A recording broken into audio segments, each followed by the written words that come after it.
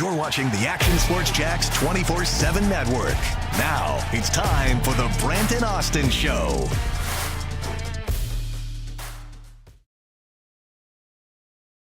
It's never looked better. Huh? Yeah. Hey, the mower, is that a mower out? No, maybe not. What is out there on that field right now? Jags headquarters. Practice field. Yeah, I don't know. I mean, it looks like a bunch of people. Is it? Prayer group? Seance? I guess. Hoping for an injury. I mean, is that possible season? that it's like rookies and quarterbacks like on the field, like gathered? I guess. Could be. At first, I saw like a giant tractor. That's what it like jumped out to me.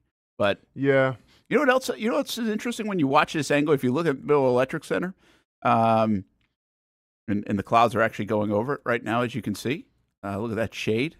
Play-by-play of the clouds. This would be a good like Wimbledon venue. You could put some grass courts there. Okay. All right. Okay. I think we could have a quality tennis tournament on the grass. I mean, I'm surprised you didn't go with pickleball. Well, we could. Can you play pickleball on grass? You know, I doubt it. Soft. I haven't done it, but I Soft. doubt it. Yeah, we are spying in a little bit. That was kind of cool, the clouds going over the field like that to see. Brett Martineau, Austin Lane, Kim Corner on a Monday. We've got football this week. How about it? And it is going to happen.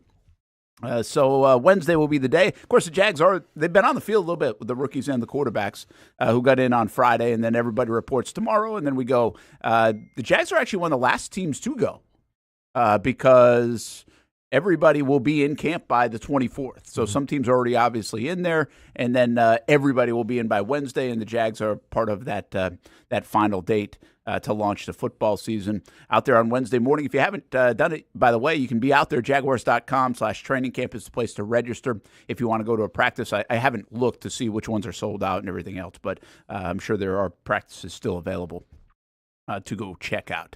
I hope everybody had a nice weekend. You know, I was looking for the other day, last week when we had the show on Friday before you guys started video gaming. Yep. And I was like, man, if we could find a sport for a month or 6 weeks or 8 weeks, I think it could really take off. Yeah.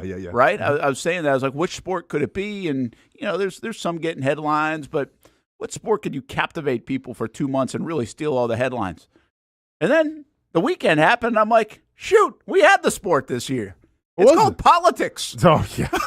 It's like, holy cats. Yeah. I mean, we got politics is a sport. It's the up-and-coming sport of the last couple of months. Yeah. It's been unbelievable. It's been insane. Yeah. Yeah. That's as far as we're going to break it down? I mean, yeah, where are we going with this? Yeah, Want to break it down? I was just thinking of it. I was like, this is actually the sport. Yeah. We have turned politics into a sport, at least for the last couple of months. It's definitely a talking point. Yeah. Yeah. Mm-hmm. I mean, it gets debated like a Jets-Giants game. Right? I mean, it's the water cooler topic. I mean, it's got all the ingredients. Yeah. Yeah. The expect the unexpected. Yeah. It's got the ingredients, man. So I guess politics is the one if we can, but we're not going to do that every year. So there's still room for another sport in the summer to capture the attention. Let's go and use this. Hey, I mean, which NFL athlete should step down from his position right now because he's a little washed? You know, I mean, we could have done that. That was not on the topic list. There was no topic list. We're all good though. We'll just go with it. There's a deep email today. Oh, was it? Did you email? Okay, I must have missed the email then. I mean, dude. Hey, Kim, how big is that email today? Can we just, text? Long.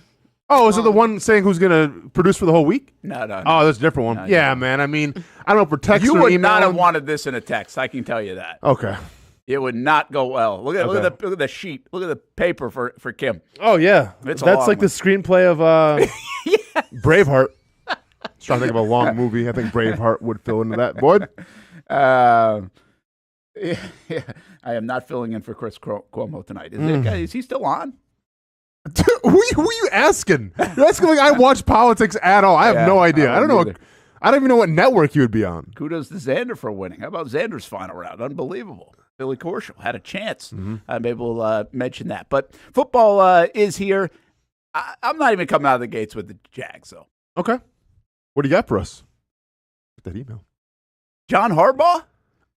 Oh, Lamar Jackson? Come on, man. Brent. The GOAT? Did you? Why is everybody doing this?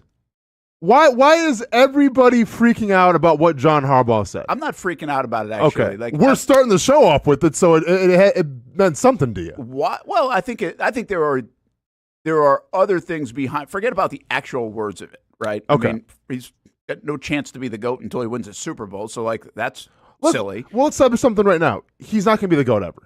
Unless the dude wins 7-8 Super Bowls, which... Yeah. I would put my money down right now that that's probably not going to happen. So the bigger story here, though, for me, or at least the hidden thing here, is why do the Ravens and Harbaugh, do they feel like they need to blow that kind of smoke to Lamar? Do they need to do that for everybody outside the building? You just don't hear... I mean, even Andy Reid's not saying that about Patrick Mahomes, and he's one you can make the argument. Yeah, but right? to me, it's just John Harbaugh speaking like a player speaks. Let me fill you in on something. Take the top 10 quarterbacks, take the top 10 wide receivers, take the top 10 of any position. Before they go out for a game, before they go out for a practice, I guarantee whether it's they look at themselves in the mirror, whether they're sitting at their locker listening to music, they all think that they're the best player in the league because that's what we call ego. And ego, they say, cannot be your amigo, but you have to have some of it to be successful. So there's so many players around the league that think they're the best because, well, you have to be wired to think you're the best. So when we talk about John Harbaugh almost like fanning the flames a little bit, saying he has the best quarterback, he's going to be the GOAT one day, does John Harbaugh really believe that? I mean, probably not. But it's a coach defending his player. It's a coach sticking up for his player. This is what coaches do, right? And I think, if Lamar Jackson heard that, if they've been in communique about, yeah, I'm the best, it's only going to help. What'd you want John Harbaugh to say? Yeah, Lamar's good. Maybe top 25 of all time. We'll see. He's got to earn it. No player wants to hear that. Every player wants to hear their coach say, I have the best quarterback. I have the best defensive, whatever the case may be. It's confidence. It's ego. And I'm not going to buy too much into what he said. Yeah, I again, that's cool. And I think you're right. I think, he's never going to be. That's all that stuff. And I almost don't mind I don't mind the support of the quarterback, but we don't hear that kind of talk. It doesn't matter. I mean, why does he need to do it? That's my concern. Not concern. My curiosity is why does he have to do this about Lamar Jackson? He's a 2-time MVP. Sure. That speaks for itself. Are they tired of hearing noise? He looked frustrated from hearing some noise. But I don't feel like the noise is anywhere near as loud as it has been. Does that stuff drive Lamar Jackson? Does he feel like it drives Lamar Jackson going in the media and saying this? I mean, listen, nobody's saying this about any quarterback in the National Football League. C.J. Stroud, they're not saying this about nobody. Let me ask you this. Why did Doug Peterson have to hike up Luke Fortner then? Why did Doug Peterson have to say what he said, I think it was at the Combine, about Luke Fortner when we all knew what the deal was going to be? Doug Peterson hyping up Luke Fortner, I think, was more unrealistic than John Harbaugh is saying, well, he might be the GOAT one day. Probably not going to be the GOAT, but the dude has won some MVPs. Yeah, but Lamar's not. I mean, Lamar's, if you're John Harbaugh, this is going to get attention. You say something like that, right? I mean, it's going to be a headline. But how's that different from what he said about Lamar Jackson as opposed to what Doug Peterson said about Luke Fortner? Because it ain't going to get headlines if you say something about Luke Fortner. I mean, I think that's just a guy keeping his confidence up after things have gone bad. Things haven't gone bad for Lamar Jackson. There's no need to pick him up off the mat. I think Fortner needs to be picked up off the mat a little bit, don't you? After getting hammered for a year? Yeah, but it's to me, it's the same thing. You're just trying to, I get what you're saying. Luke Fortner had a bad season, so Doug Peterson maybe tried to instill some confidence. We don't know how Lamar Jackson's feeling after the season, right? Maybe he's a little bummed because they didn't go to the Super Bowl. We don't know the inner workings of that Ravens locker room. But I don't think there's anything to be said in terms of, thinking I have the best quarterback of all time and then saying it. Because what's going to happen?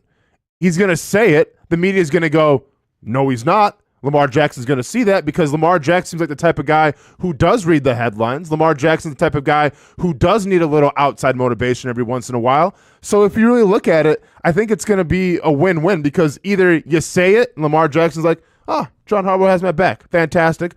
Or Lamar Jackson doesn't care. He sees everyone talking about it like us. He's going to see Brent Austen now is talking about it and be like, all right, I'm going to show you guys. I'm going to show you guys exactly what I'm capable of and maybe have, the best season of his career. Yeah, so now you're getting to really the nitty-gritty of this. For me, it's like, okay, does he need that? Does he need that fire? Is this the old Michael Jordan coming off the documentary stuff that we talk about, right? Like, do you need that fire to be stoked to get the best out of you? Is he a little bit down after last season? Like, hey, we had our chances and we didn't do it. Does he sense that? So he's trying to boost him up a little bit. That's really the psychology. I'm wondering what the psychology behind it is. There's other than kind of losing your mind for a moment, John Harbaugh, which is a weird setting, by the way. We just started camp. It's not like we're 6 weeks into the season. Sure. Like, this is not the time to lose your mind. Yeah. This seems like a very calculated move by Harbaugh to somehow get very intense about this. Now, I like all the other things you're saying. I mean, the support of your quarterback, we believe in the quarterback, like all that stuff. But I just didn't think there was any doubt about that. Hey, the thing I love about Lamar Jackson,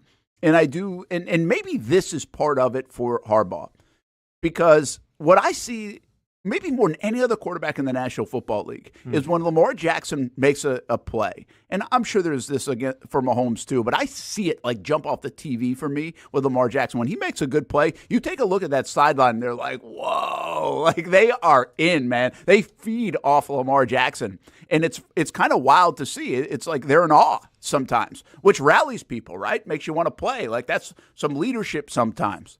And I'm just wondering if he felt like he needed to tap into that, like rally these guys. Like, look at Lamar. Look at, I don't know. It was just an odd place in time for something like this to make a headline. It was kind of intense. If you didn't just see the text of it, if you actually saw the soundbite, the video and everything else, I mean, Harbaugh, man, he's got like veins popping out of his neck. Oh, sure. Saying it, well, right? Yeah, but let's call a spade here. You're only as good as your last game. And a lot of people feel like Lamar Jackson didn't play his best game against the Chiefs. Yeah. In a game that they probably should have won. Yeah. I mean, I don't care what the weather was. You put up 10 points in a playoff game, you're probably not going to win said game. Yeah. So I think there is some scrutiny of Lamar Jackson, whether it's fairly or unfair. But I've heard conversations, I've heard narratives saying like, well, can Lamar Jackson, he's a great player, but can he win the big one? Yeah, well, maybe I believe that a little bit. Sure. So then maybe that's where it's coming from a little bit, a little extra motivation. And once again, I'm not going to say that it wasn't calculated. I'm not going to say that there's some sort of other stipulation behind it. But if we look at Lamar Jackson and when he's faced criticism, when he's faced the controversy, I mean, let's take a look at it real quick. He comes out of college. People think this guy can't play quarterback. Absolutely. He's going to be a wide receiver. Well, what does he do? In his first year where he actually starts the entire season, all pro. Then it comes, okay, well, does he really earn, like, should he really be the highest paid quarterback in the NFL? And he's not going to have an agent? He's going to represent himself? Is that really going to work out for him? Well, he did what he did, and I think it worked out pretty well for him. Okay? And then this past year was, okay, well, he got the money now and everything, but I mean, is he worth that money? Like, is he really the best quarterback in the NFL? I mean, is he really going to lead his team, all this stuff? Can he be a pocket passer? All this stuff. Well, won the MVP, won an All-Pro again. So I think when you have a little bit of the outside noise to Lamar Jackson, I think he responds to that, and I think he loves to prove people wrong. So once again, I think if John Harbaugh says we're going to have the GOAT one day and people got something to say about it, if he can stay healthy, then let's watch what Lamar Jackson says to the critics this time. Yeah, I mean, listen, he's on pace to have an unbelievable career as a two-time MVP. I think the only question for me, and I'm not shy to say this, I do think whether he's is he going to be a little bit like the Yankees, right? He can be really good in the regular season and then just can't bring it home the last like 15 years. They're just not built, or they haven't been built to win in the postseason the way you need to be. Move runners, put things in play, do like your pitching, starting pitch, whatever it is. I mean, the Yankees over the years, that's been my criticism of them. I don't think they're built to win in the postseason very much. And I don't know this about Lamar, but so far, I mean, last year was set up pretty nice at home, and prior to that, he really hadn't done much in the postseason or even gotten to the postseason because of injury to be able to play and at a high level. So I think that is a curiosity until he does that. But there's a lot of friction to do that, and they're set up very nice this year too, by the way. Mm-hmm. I mean, they might be the best team in the AFC, and I think a lot of people feel that way. But there's a lot that happens between now and January to fill that out. It'll be, the Trevor Lawrence stuff has been interesting if you just look at how Doug talks about him, right, over time. I've been very interested in that. Yeah. I think in his first season, while everybody around here is praising Trevor and, the young guy that's, so good, Doug's kind of like calming those waters. He's like, wait a minute, this dude's got a lot to learn. He's got talent, but he's got a lot to learn. And he wasn't necessarily saying that, but he wasn't like over the top in praise. And then last year, I think going into last season, he was pretty high on praise. Like he was starting to flip that. Like, okay, now this is where you're going to see it take off and everything else. It'll be interesting to see Doug on Trevor like these next 4, 5, 6 weeks. Now that they've paid him, everything else, and that, I guess, how do you nurture that quarterback-coach relationship? Because that's the one thing we didn't mention here with Lamar and Harbaugh. I think that's what that brings that thing tighter together than ever. Of course. Right? Yep. And at one time, I wouldn't say it was broken, but it had a chance to splinter because of the contract talks, and it didn't. So, yeah. I mean, you're linked. Quarterback and coach, and I think Harbaugh he just gave that one giant bear hug. No, for sure. I mean, and that's the thing. You always have to have that quarterback-coach relationship. And I think they did have it. I think the contract, when money and millions and millions and millions of dollars are involved, yeah, that can get a little messy, and that's business. That's how business goes sometimes. But I think in terms of John Harbaugh, Lamar Jackson, I think they've always had a pretty solid relationship. Yes, I'm reminded of, and I can't remember what this was on. I don't know if it was, I can't remember, but it was essentially in a playoff game a couple years ago. Lamar Jackson comes to the sidelines and says, hey, we should run this. Let's go for it. Let's not punt it. And John Harbaugh, and this, not every coach is going to do this. John Harbaugh goes, I trust you.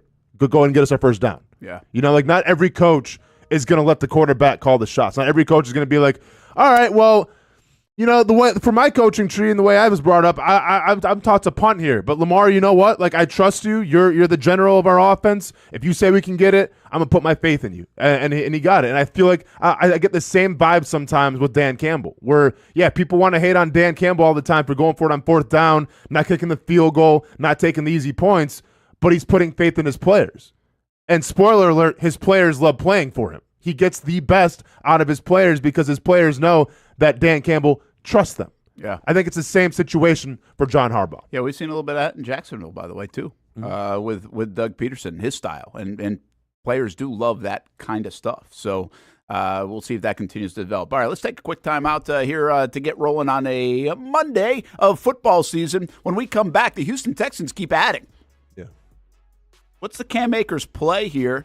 Does it impact them much? Does it say anything about how they feel about Joe Mixon, or is it just a little bit of a flyer? We'll talk a little bit Cam Akers. And then we start to break down and look at the positions here on offense for the Jags and position groups. Who's a player to watch on offense in the various players in position groups for the Jags as we go into camp on Wednesday? There'll be a lot to watch on Wednesday in this week, especially as your eyes will be all over the place with some of the newness for the Jacksonville Jaguars. We'll try to dial that in a little bit. We got our Monday lineup here, and you can see right after us, Immortals and Invincible. If you haven't checked out those shows, new to the lineup, Pure Outdoor and Short List, and then Young and Norvell show at 4 o'clock today. Miller and Moulton got us rolling here on our first football week of the 2024 season with training camp getting going on Wednesday.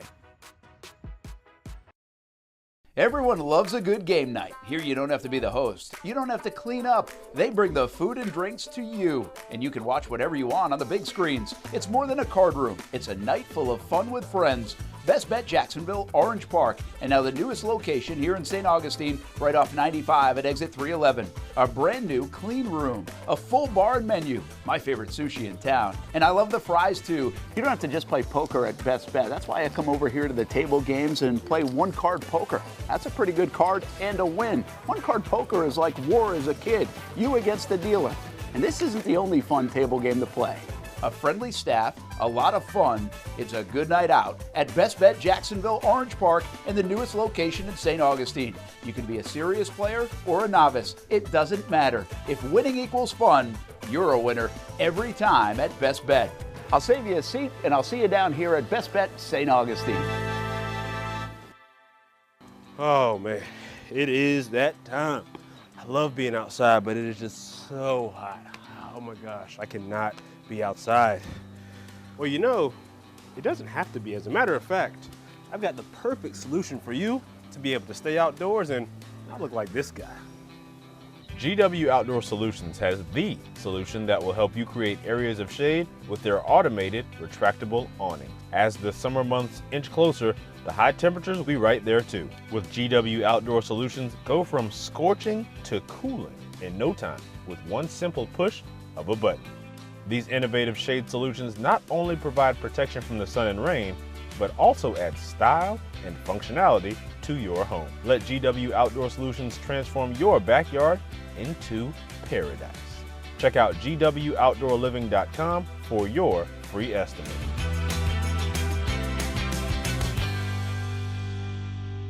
Summertime means sizzling sales at Nimnick Buick GMC. The #1 Buick GMC dealer in Jacksonville has lots of inventory to choose from with their best price guarantee. Nimnick never charges above MSRP. You can save up to $10,000 off select new GMC Sierras or get rates as low as 1.9%. You know, I'm a truck guy. GMC Sierra, my trim level is an SLT. This one's an Elevation. Pretty good looking color as well. So here at Nimnick Buick GMC, you have a lot to pick from.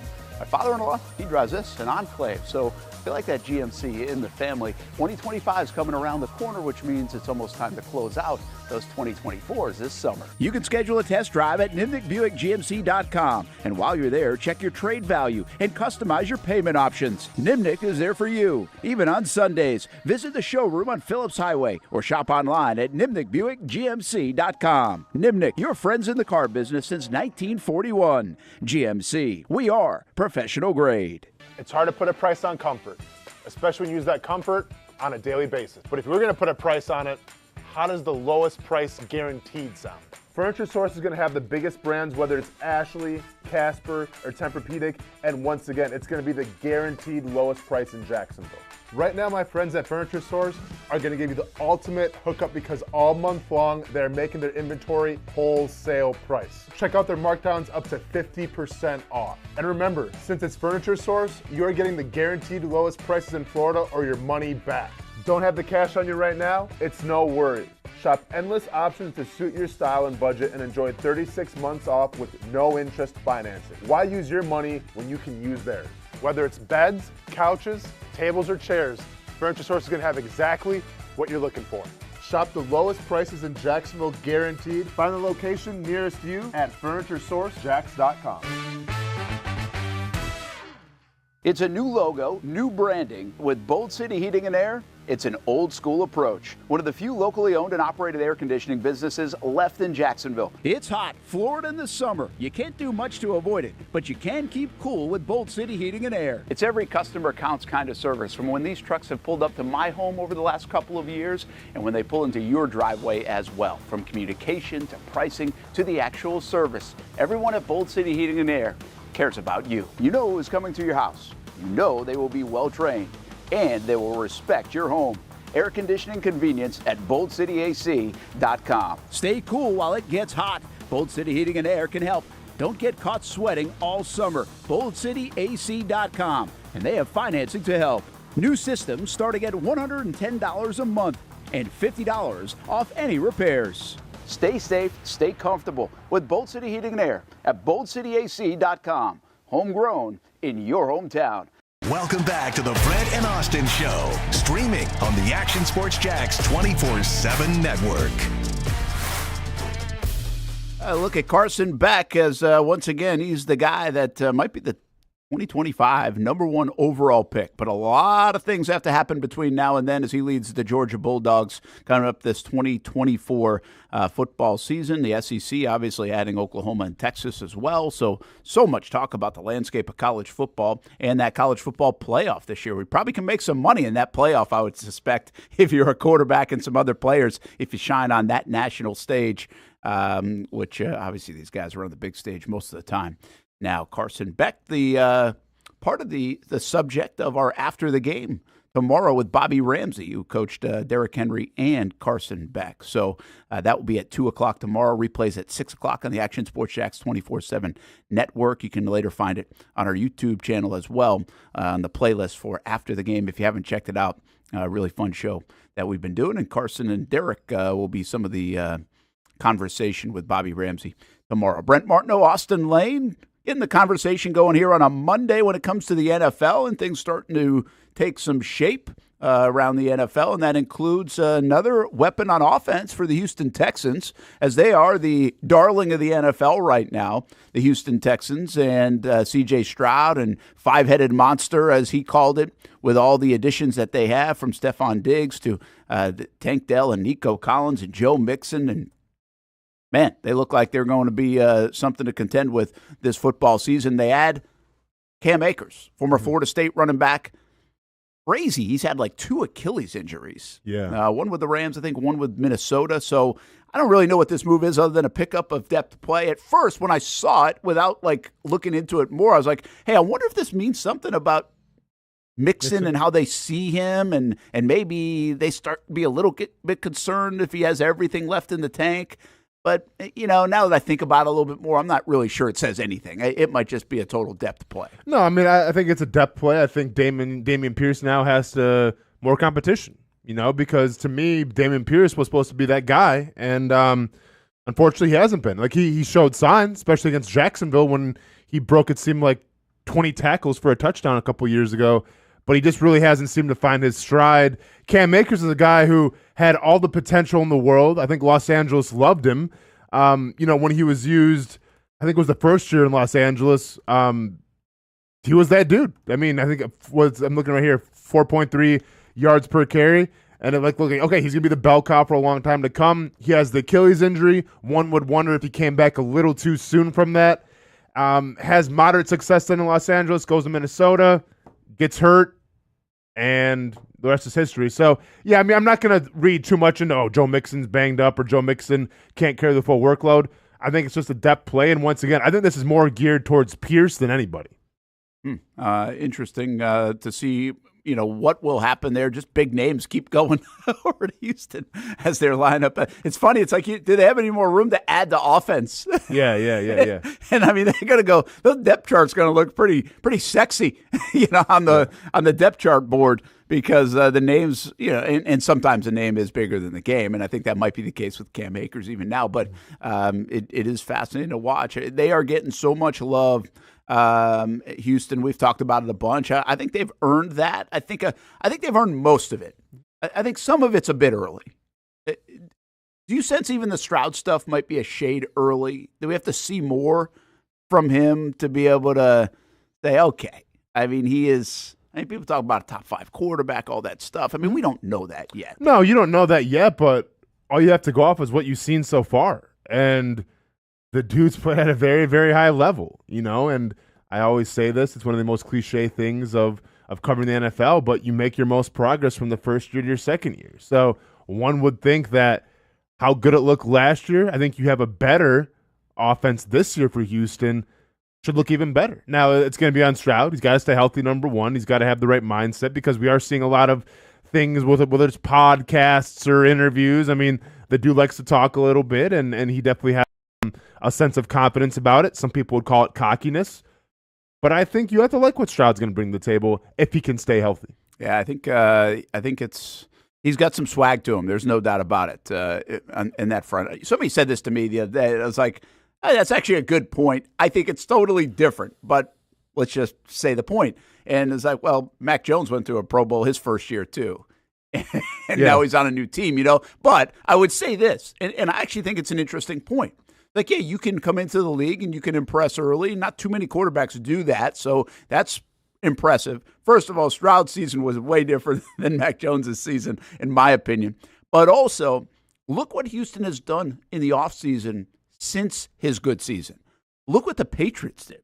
Patriots said, we don't need an offensive coordinator. Bill Belichick, I'll just run everything. Or I'll put a defensive guy, help call the play. I mean, look at where they've gone. So kudos to Houston for taking a guy who had a really good year and trying to evolve it, build on top of it, saying that's not good enough. He's not going to just go do everything. We have to put more around him. And they did, and they have. Now we'll see if it works, but it's definitely a different situation than, say, what the Patriots did with Mac Jones. I think they went from putting him in a pretty good situation with a good football team around him to get off to a nice start in his career to then say, okay, we are going to really make your career miserable.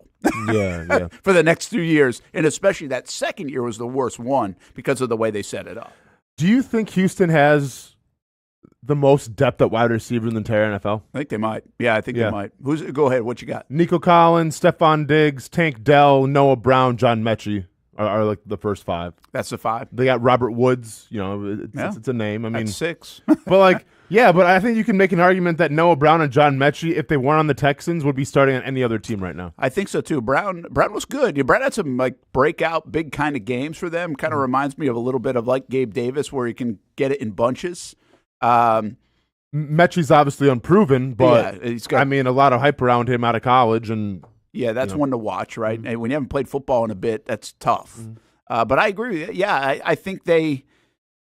Now let's go back to this conversation last year, okay? The Jags are coming off career years for Zay Jones, Evan Ingram, Christian Kirk. They add Calvin Ridley. And so we're kind of having this discussion as well. Is there a deeper room, right? Deeper pass catchers than because actually, if you want to in Houston here, throw in Dalton Schultz, who's a very capable tight end.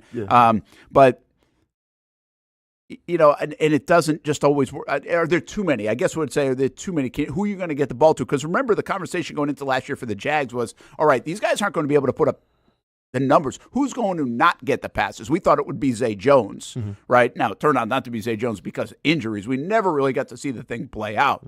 But I would assume that Ridley would have taken a bunch of Zay Jones snaps and catches above everybody else. And I don't think Ingram, if everybody stayed healthy, would have had 114 catches because it was out of necessity. So I wonder if they're doing the same in Houston. Like, okay, what's our ball distribution here, right? Like, who's going to get what? Because we do have a lot of mouths to feed.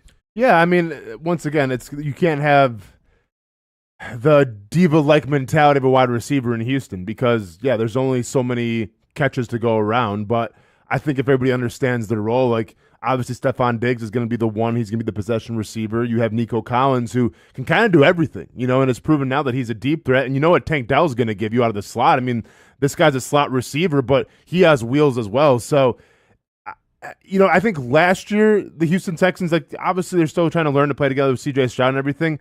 I mean, this year, if guys' roles can be defined, and keep in mind, John Mechie too, I'm sure they're going to integrate him. But the cool thing about that is, coming off of essentially 2 years now where you haven't played the game of football at a very high level, they can kind of ease him in a little bit. They don't need you to go out there and be a one receiver, to be a true Alabama, out of the draft one receiver. Just ease him in and let's see what he can do. But I think this year, there's so much more dynamic now because they know who they are. I didn't know who Nico Collins was last year until he actually showed us. I didn't know Nico Collins was going to be a giant deep threat who can seem to run the entire route tree. I didn't know Tank Dell. I mean, and granted, Tank Dell got hurt and coming off an injury. We'll see how he does with that. But I didn't know Tank Dell was going to adjust right away and just be this absolute burner from the slot. But now they know who they are, and they add Stephon Diggs, who, once again, is a very dependable receiver when his head's in the game.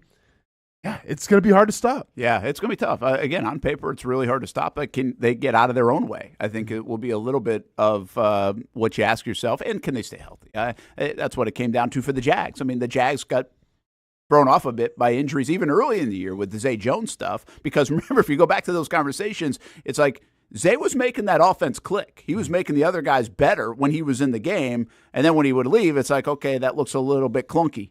Who is that guy for the Houston Texans? I don't know. I don't know if it's Nico. I don't know if it's Tank Dell. I don't know if it's going to be Stephon Diggs. We'll figure that out. They'll have to figure that out. It's just not going to be, I don't think it's going to be as smooth as everybody thinks. Now, Miami's offense has been able to cook pretty good, right? If you go back to New England Patriots and when they got Randy Moss, everybody's like, oh my gosh, now they're going to be really good. They were. Yeah. They were. San Francisco, overall, very good. Who was the piece in San Francisco when they struggled a bit last season? It wasn't any of the weapons that went down, even though they struggled through some injuries with Debo. It was actually Trent Williams at left tackle. When Williams was missing, they were out of sorts. So it'll be interesting to see how they navigate some of this. All right, let's talk Jaguars offense. You brought up something might take us even a couple of days to get through as we head into camp and be prepared for it on Wednesday. All the different topics of the offseason, you can. There's a big list now, but if you take the position groups and you look at, okay, here's a player to really keep an eye on. And I like this because when you go out to camp practice, if you're going to go to a session, and when we go out there, there's a lot going on. I always say this about training camp. My eyes might catch this group today and somebody else's eyes might catch that group today.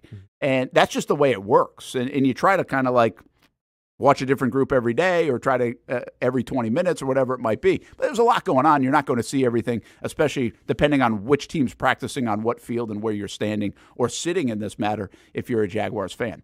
So it's funny, if you would start this on the offensive side and you say, hey, quarterbacks, who are you going to watch? Well, of course you're going to watch Trevor Lawrence. But isn't there a lot of interest here in Mac Jones? No, my answer is Mac Jones. Yeah. Because like I know what Trevor Lawrence is going to bring. You paid him for that for a reason. He's a franchise quarterback. Like, yeah, he's going to throw some great footballs. Obviously, I'm going to watch him, but like I'm going to keep a close eye now on Mac Jones and see what he can bring to the table. Because number one, yes, you want a quality backup, knock on wood, just in case something does happen to Trevor. But number two, I'm looking at it from a trade standpoint. Well, can this guy show you something that preseason, where it's like, okay, we can't deny it. Like Mac Jones still has something left in the tank, and a team's going to be interested if their quarterback goes down. So I'm going to be, obviously, Trevor Lawrence. I'll be watching him, but I'm also going to keep a big eye on Mac Jones to see what he's all about. Yeah, I think that's a good call. I'm interested in Mac. How does he look? There's something about Mac that I feel like he gets put at ease this year, right? I think I got to believe if you counted the smiles up in the spring versus the last couple of years in New England, he'd have much more here in this spring. I think there's just a tension released. I think this is a nice reset for him. I think this is sports psychology probably at its best. And I think there's no pressure on him for the first time since he was a backup at Alabama, right? So I think that's a nice place to be, to reset things at times, especially as a young player who's still got a lot of football ahead of him. I'm interested for all the same reasons. I don't bring the trade piece into play as much as everybody else does. I don't know that. And to be honest with you, I don't care about that as much because a 6th-round pick doesn't do anything for me. Like if they end up trading Mac, you think that's all they get for him? Yeah, I don't think they're going to get a lot for Mac if they were to trade him at some point, whether that's Labor Day or down the road. Now, maybe it's more, maybe it's a fit. But what's the leverage for the Jags? They're not playing him. He's on a contract year. Like they don't really have a lot of leverage in a trade. So I don't look at it that way. I kind of look at this as, okay, first of all, who's going to win the backup spot? And who are you most comfortable with? Because let's be honest, I like C.J. Beathard. I think he's good for the room. I think he's a fine player. I think he can win you a game or two. But I'm more intrigued with Mac Jones. If Trevor were to go down for a couple of games, I would think Mac Jones would be a better option. Yeah. At least I think right now. But this is a guy coming into the offense. I mean, C.J.'s been in this offense for a few years. He's a veteran guy, got a lot more experience. I might be wrong on that. And then the other thing about Mac is, can he push it to the point where he forces them to keep all three quarterbacks, or can CJ do that? Like, who has to do that to keep three quarterbacks, which I think eventually they're going to try to at least stash one on the practice squad, but probably keep all three. Yeah, I mean, I think if you stash a quarterback on the practice squad, you got to stash CJ Beathard because I think, there's definitely still a market for Mac Jones right now. I mean, I don't know. I think that if the Vikings give up a 6th-round pick last year for Joshua Dobbs, and, it was Joshua Dobbs, and granted, he did pretty well for the Vikings, and didn't really miss a beat. I mean, you can at least, I think, and I get it's on a 1-year rental because the contract will be up, but you can at least get a 4th-round pick for Mac Jones. Yeah, once again, I mean, he has to show something. Yeah, he has to show something for sure. But yeah, I agree. Where if something does happen to Trevor, I think you feel better with Mac Jones going in right now than CJ Beathard. I think what. I'll say this much: what CJ Beathard's going to give you. You're not quite sure yet what Mac Jones is capable of. And I think that's the difference right now. Yeah, I think that's a good call. Let's do this. Let's take a time out. We come back. We'll talk about the other positions because they get more intriguing, I think. Mm-hmm. Yeah. Who's to watch? So here's the deal. Wide receiver, tight end, offensive line, and running back. Who's to watch this training camp? Who do you have your eyes on? And I don't think this is a headliner kind of question. It can be if you want. Everybody's watching the headliners. But who do you have your eye on for the next few weeks, the month of August, to maybe make the team contribute and play a role in this football team being any good in 2024. Brent Austen Show just getting rolling here on a Monday. Matthew Driscoll set to join us. We'll amp up the energy big time around 11:30, and we'll talk a bunch of things with Matthew Driscoll. He'll jump in the NFL conversation. He's always fun for a lot of different topics, so that will be cool for him to stop by. Also, don't forget, after the game, presented by Baker's Sports, tomorrow at 2 o'clock, Bobby Ramsey is the guest with Kevin Sullivan and Josh Baker.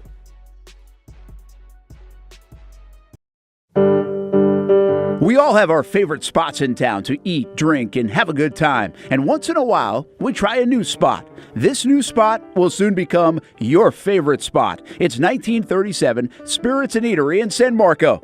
Where else can you get unicorn fish? It was really good. They have local fresh seafood. Try a terrific burger or a Jack's Hot Chicken sandwich. The ambiance is perfect for any occasion. The idea here is to have fun, have a good time. Whether you're chilling out on the couches, cozying up to the bar, having lunch or dinner, it's a throwback experience. 1937, when going out to dinner was like going to a party. They even have a photo booth. Who doesn't like a good photo booth? We recently brought the entire team out to try it, and everyone said, I'm bringing my significant other here to try it as well. The new spot becomes your favorite spot. Make 1937 Spirits and Eatery in San Marco your new favorite spot.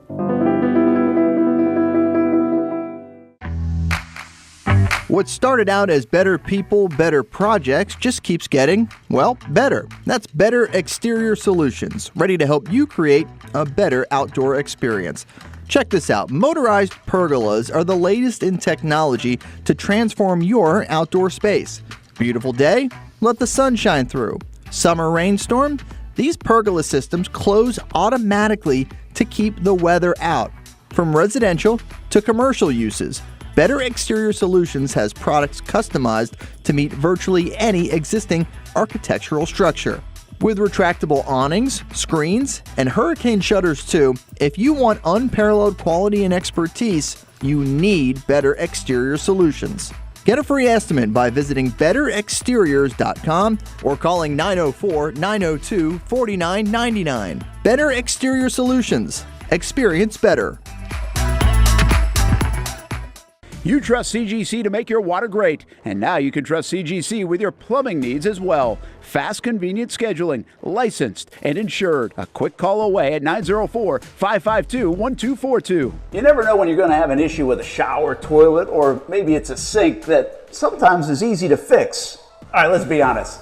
I'm not fixing anything. I'm totally staging this because when I have a plumbing problem, I call CGC Water Treatment and Plumbing. Trained professionals, transparent pricing, customer satisfaction. Small problem or even a bigger issue. Maybe you need a new tankless water heater or something a bit more intricate. The experts with 25 years of experience at CGC Water Treatment and Plumbing can do it all. Call 904-552-1242 or visit cgcwater.com. That's 904-552-1242 or cgcwater.com. CGC Water Treatment and Plumbing, an authorized independent Connecticut dealer. Florida license number CFC 1432579. The friendliest golf course in town, the Golf Club at Southampton. Local golfers have no shortage of options when it comes to picking a course to play here in Northeast Florida year-round. Yet time and time again, I find myself here at the Golf Club at Southampton. Easy to get to off 210 in St. Johns County. It's family-owned and operated and renowned for being one of the area's most player-friendly. That's just one of the reasons we hold the Action Sports Jacks Dream 18 charity golf tournament here each fall. The Mark McCumber design layout is great for all skill levels of golfers, from the guys who bomb it a mile on the range to golfers like me who are just happy to put it in the fairway, which Southampton has very accommodating fairways. And if you need new clubs, come down to the pro shop. They'll fit you up and get you a nice new set like they did for me. For more information on membership or to book a tee time and see for yourself, head over to golfsouthampton.com or call the clubhouse at 904-287-7529. The Golf Club at Southampton. It's the official home of the Action Sports Jacks Dream 18. Make it your home for golf too. It's the place we party in football season with Jaguars All Access. Welcome to Spring Sports Brewery, everybody. Say hello to our guest tonight. That is Trevor Lawrence. You can bring your party or event to Spring Sports Brewery in Springfield any day and any time. Rehearsal dinners, corporate events, birthdays. Here at Strings, you can enjoy the inside area and the outside area. Good for any weather, good for any occasion. Watch the games, play the games, shoot some hoops, beer? Yeah, they have that. Plenty of choices. And sure, this is a brewery, but Strings is also a restaurant, and the food is fantastic. A full menu made from scratch meals. And if you need String Sports Brewery to help with a party at your place, they cater too.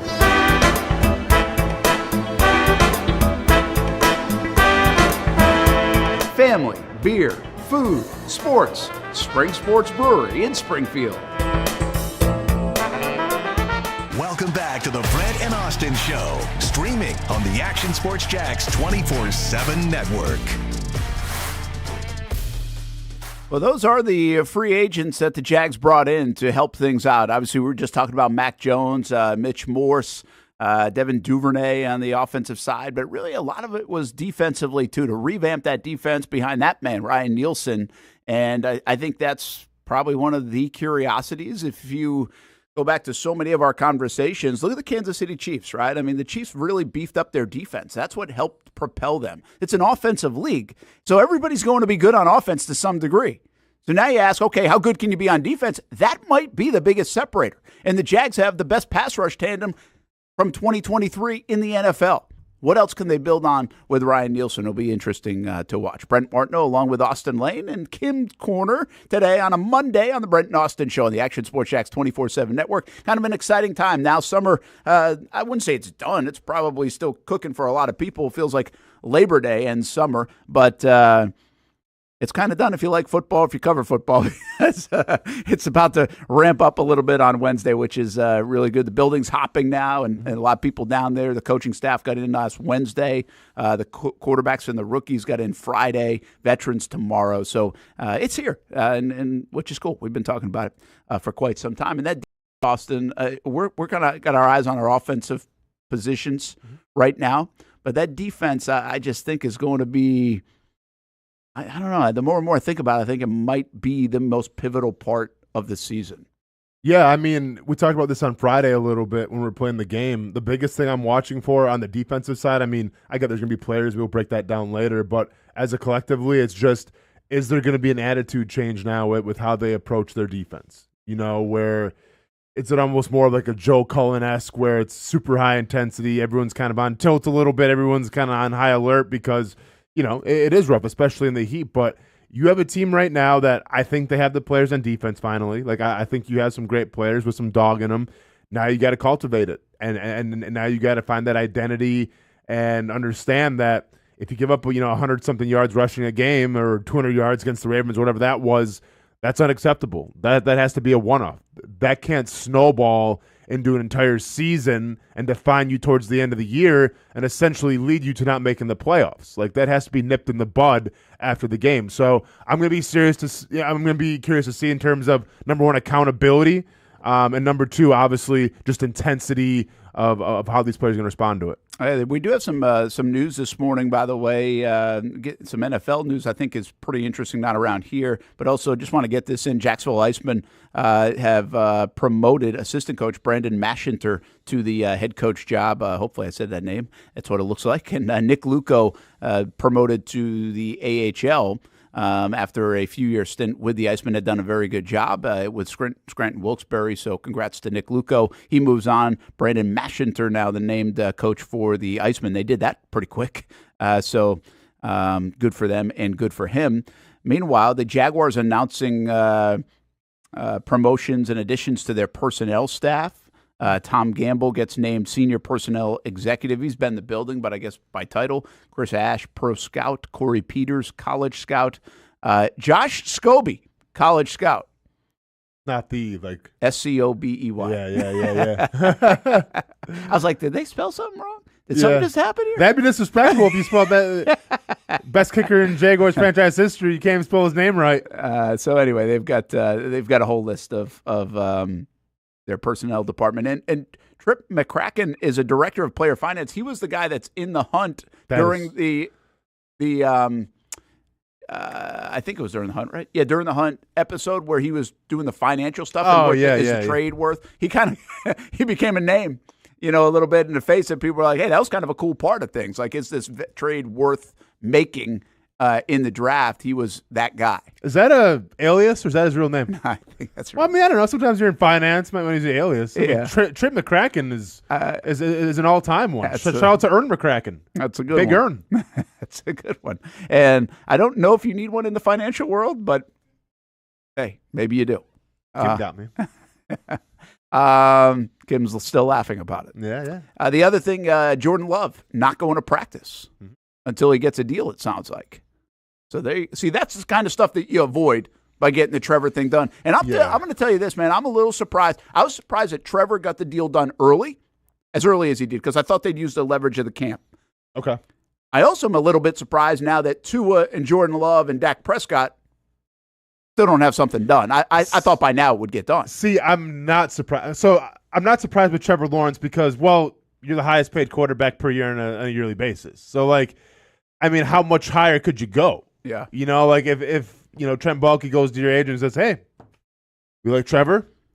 We want him here for a while. How does the highest quarterback paid sound? I mean, yeah. I want to be the highest paid quarterback and then go ahead and put another $10 million on top of that. Like, come on, let's keep it within reason. So I think it was a deal that you couldn't pass up if you're Trevor Lawrence's camp. I think with Jordan Love and Tua Tagovailoa now, that Trevor Lawrence deal has kind of done them a disservice because now they see Trevor Lawrence and say, if I'm Jordan Love, I'm like, well, I have Trevor Lawrence-like numbers, maybe even better numbers. I've led the Green Bay Packers on a little bit of a playoff run. Why aren't I getting paid Trevor Lawrence money? Why aren't I getting paid more than Trevor Lawrence? And if you're Tua Tagovailoa, I mean, look what I've done. I've led the league in passing last year. I have the numbers to back it up. Now, I mean, I don't have the playoff running in me, but I have the numbers to back it up. What does the EPA say?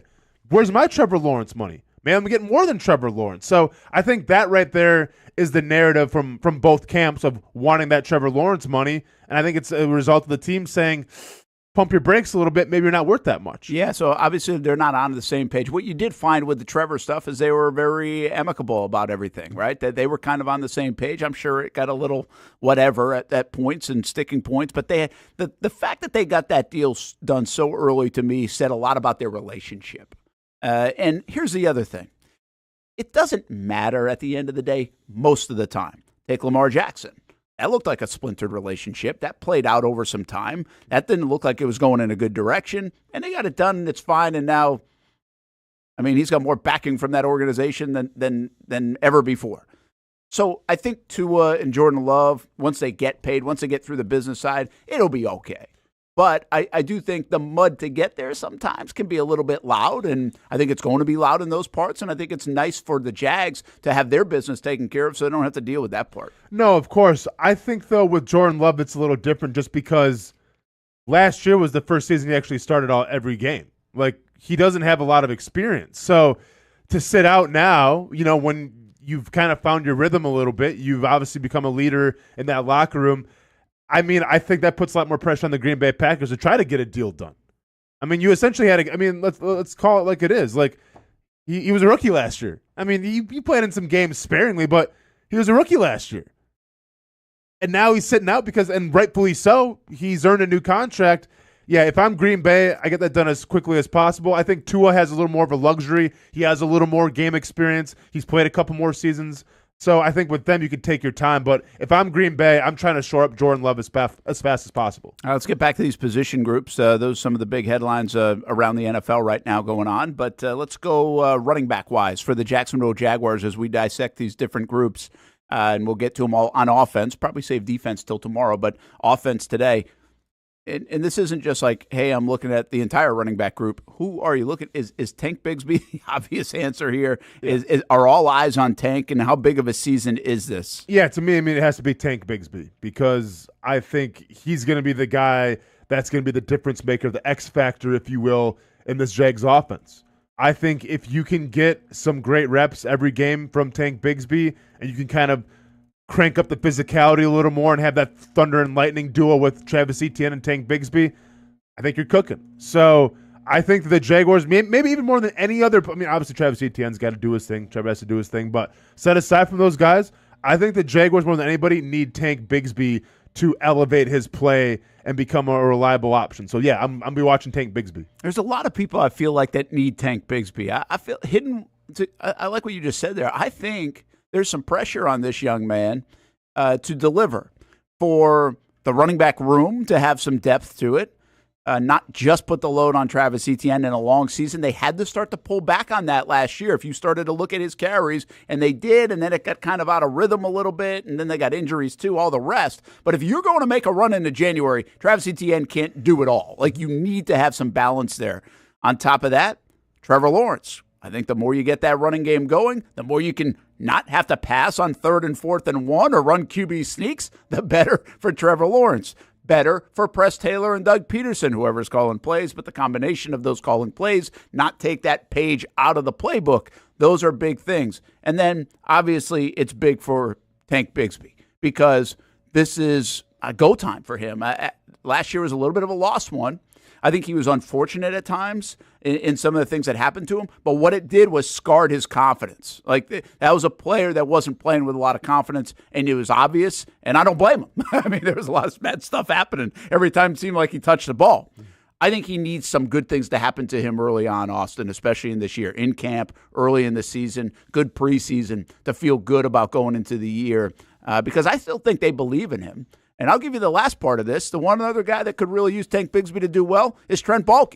I mean, you picked him in the 3rd round. I thought it was a little bit of a head-scratcher to get running back at that spot. Nothing against Tank, but the position in 3rd round, well, it's about time that draft shows up a little bit from 2023, and Bigsby's a big part of that. Yeah, I mean, if you get a running back in the 3rd round, usually they're going to be a bona fide starter. And you're not even asking Tank Bigsby to do that. You're just asking Tank Bigsby to come in and provide you some quality reps and, provide, the 3rd and 1, the 4th and 1 conversions, and we haven't got that from him. So, yeah, it's going to be a lot of pressure on him. Obviously, Trent Baalke needs him to do well. This whole team, like I said, I think he's one of the most important pieces on this offense. I think if he can make it work and if he can get running, you offer so many more capabilities of what this offense could be. I think if it's just the Travis Etienne show like it was last year, I think you pigeonhole yourself.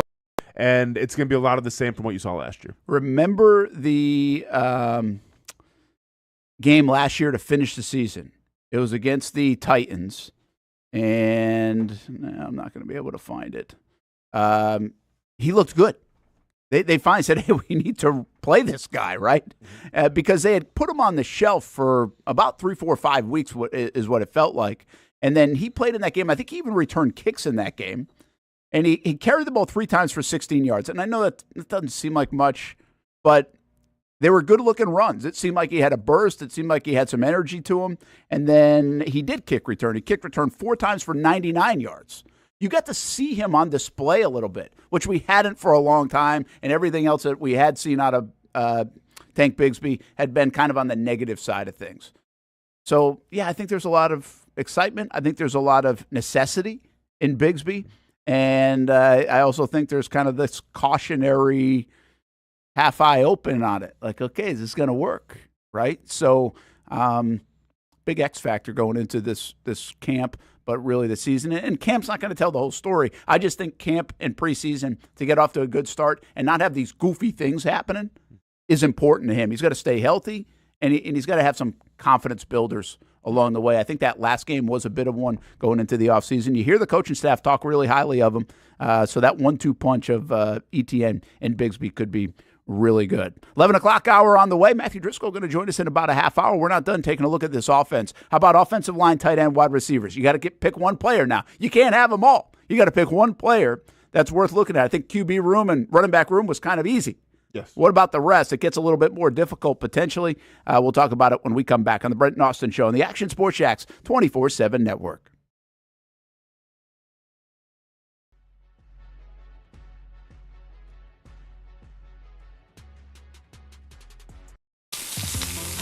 In Northeast Florida, we love hanging out on the back patio, maybe grilling out lunch or dinner with the family, enjoying the good weather, or maybe enjoying the big game on the TV.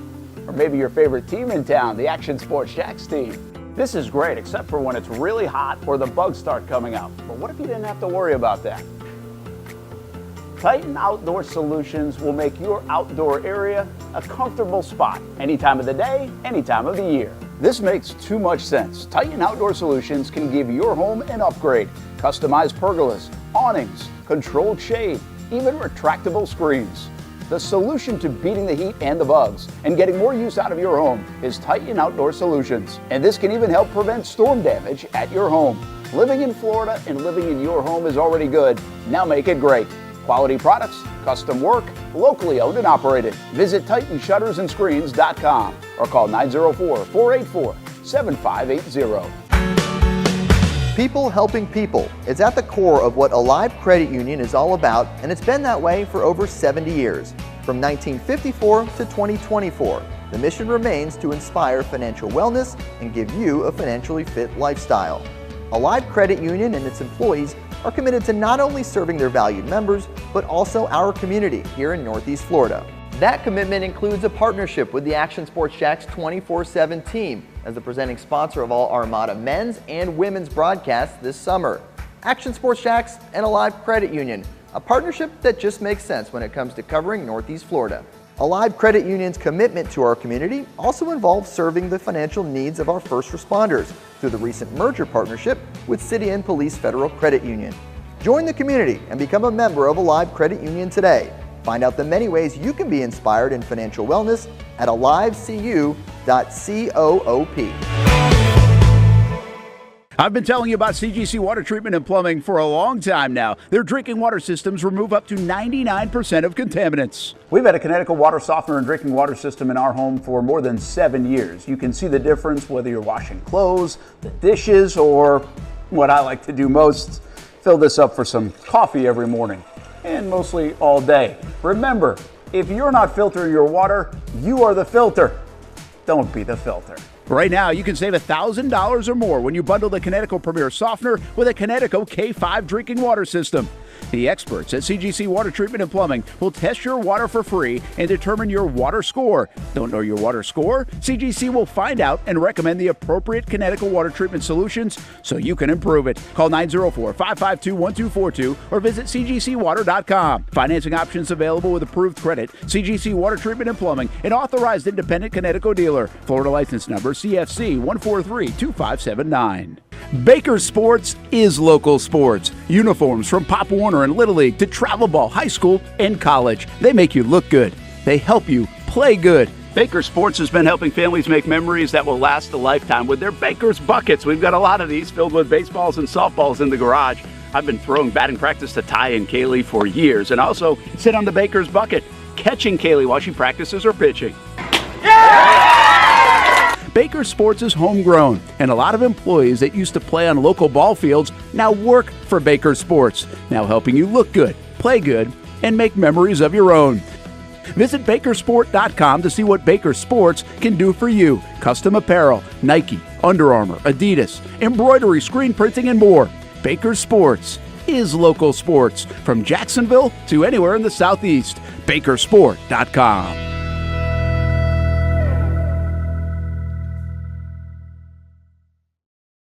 Everyone loves a good game night. Here you don't have to be the host. You don't have to clean up. They bring the food and drinks to you, and you can watch whatever you want on the big screens. It's more than a card room. It's a night full of fun with friends. Best Bet Jacksonville, Orange Park, and now the newest location here in St. Augustine, right off 95 at exit 311. A brand new clean room, a full bar and menu, my favorite sushi in town. And I love the fries too. You don't have to just play poker at Best Bet. That's why I come over here to the table games and play one-card poker. That's a pretty good card and a win. One-card poker is like war as a kid, you against the dealer.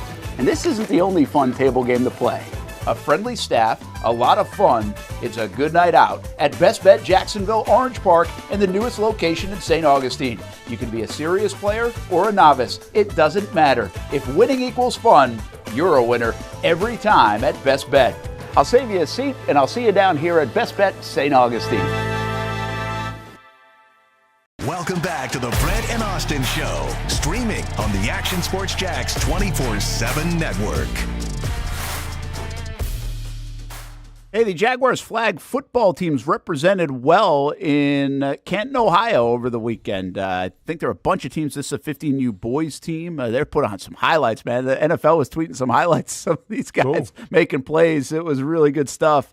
And congratulations to them. I think an 18U girls team, and there were several other teams too. So big flag football Nice festivities. catch. There it is. How about that catch? Yeah, there's some cool highlights from interceptions to those kind of touchdowns in that game and other ones for the flag football representatives from Jacksonville. Jacksonville done a nice job growing that program. The NFL looks like they've embraced the flag football program, rightfully so, with the Olympics on the horizon. And that's going to be something to watch for years to come, for sure. Brent Martineau, Austen Lane. We'd probably have a pretty good flag football team around here. Like in our office? Yeah. You confident with that?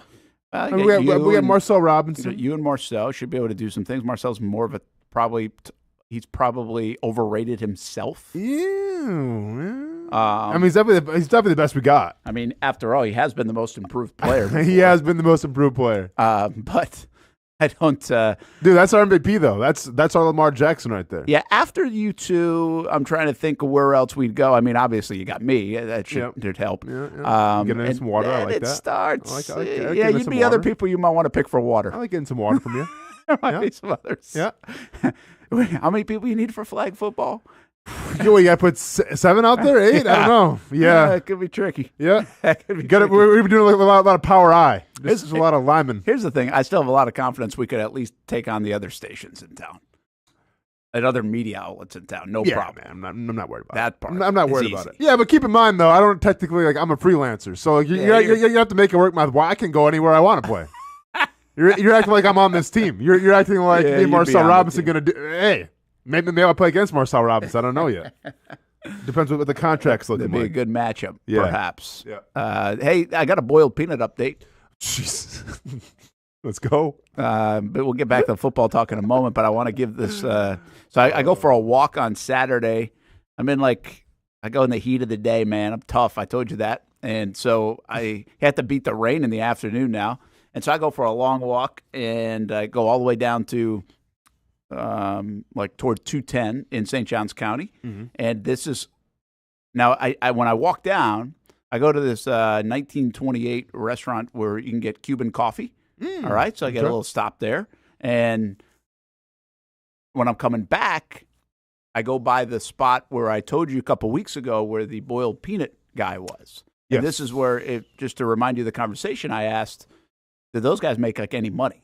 Mm-hmm. Right? I mean, I don't know how much do you have to make? What's the point? We kind of settled on, hey, there's a pride factor in, right? A little word of mouth as well, and your product, and whether it's honey or peanuts or whatever else. Yeah. And so that was cool. It's having a purpose. Yeah. Mm-hmm. And so anyway, I come back and I'm like, oh, the stand is set up. It wasn't on my way there, but it was on my way back. Yeah. And so I said, all right, I'm asking him. How much he makes? Yep. Okay. All right. So I don't just come out of the gates with how much how much you making with this? But I basically did come out of the gates. I was like, all right, listen, just going to be honest with you. We were debating about this on a show the other day. Yeah. I was like, how much can you possibly make here? Yeah. And his answer was, well, enough to make it my full-time job. Oh, there you go. And I was like, really? So I wonder to switch careers. Well, he said he has another stand too, so there are 2 of them. So multiple stands, and I think there's maybe possibility to have even more than that. Mm-hmm.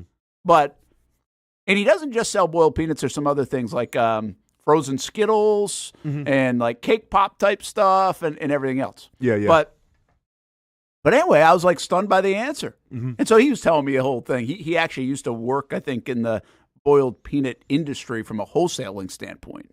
And started to do this instead. Zach, must be good margins on boiled peanuts. You're right. Now, I'm still in my mind debating. I'm like, I'm kind of going back and forth with him there. I'm like, I still don't understand how many people are going to stop right here. This is not a good stopping part. Yeah. Where I'm at. Again, it's hard to describe unless you've been over there, but this is not where he stopped. But he said, well, we do lose business because of that. I'll have people stop once in a while and say, I was going to stop yesterday or a couple of days ago, but I couldn't stop because of the traffic or whatever else. So he said the other location, wherever they were at, is a little bit better of a stopping point. Mm-hmm. So anyway, I got some background on the boiled peanut I like guy. him, man. Appreciate that. And he was very nice and good. Yeah. And at first he probably thought I was with the city or something or the county. Yeah. I mean, you had to make some sort of revenue or else, Yeah. like what are you doing? No, he in the did say like word of mouth and like that's where people start. You can start businesses that way and really take off. So this was a good way to do it and kind of make some money at the same time without probably over-investing, is my assumption. Mm-hmm. But anyway. Probably doesn't cost that much to make them. No, I wouldn't imagine it did. And so he had it all pre-made because he did tell me this. He said you can't – he's like some people – because I asked what's like illegal and stuff to do. Will they come give you a hard time? And apparently he said the county doesn't love that you're out there doing it, but state-wise, there's no violations. Okay. So he's like, the state's going to overtake the county. Like, they're going to win. The county can just so deal they don't with it. really bother you. He said the one thing that you got to be careful of, I think he told me, if I heard this right, that you're not supposed to boil the peanuts out there. Like, in real time. Gotcha. So you boil, and he's like, which makes some sense. He's like, there's stuff flying around. And they don't want you pouring out said liquid. And yeah, I got So you. anyway, they boil the peanuts and they have them ready to go. And the only thing he does is brings a microwave if you want them hot. Because some people like them cold, some people like them hot. Oh, you got to have them hot. What are we doing? No, that's what I was thinking, too. It's like some people like boiled peanuts cold. Yeah, just have regular peanuts. So anyway, I bought some for $10, and I got them here, actually. Nice. In the fridge. I got the Ragin' Cajun kind. Got you. A little spicy. Yep. And they're very good. Nice, man. So thanks to Jim for the insight on the boiled peanuts. Answered my question. Shout out to Jim. Did not expect to get the answer. Shout out to Jim. A couple of weeks later after that fun topic we had. Brent Martin, Austin Lane. Let's get back to the Jags topic. We're dissecting positions to watch. Now, players to watch at each position. We're doing the offense today, and let's go to that offensive line. I got a feeling I know where you're going to go, so I'm going different, I think, but where are you going? Okay, I mean, I'm going with the only guy that can logically push somebody for playing time. Oh.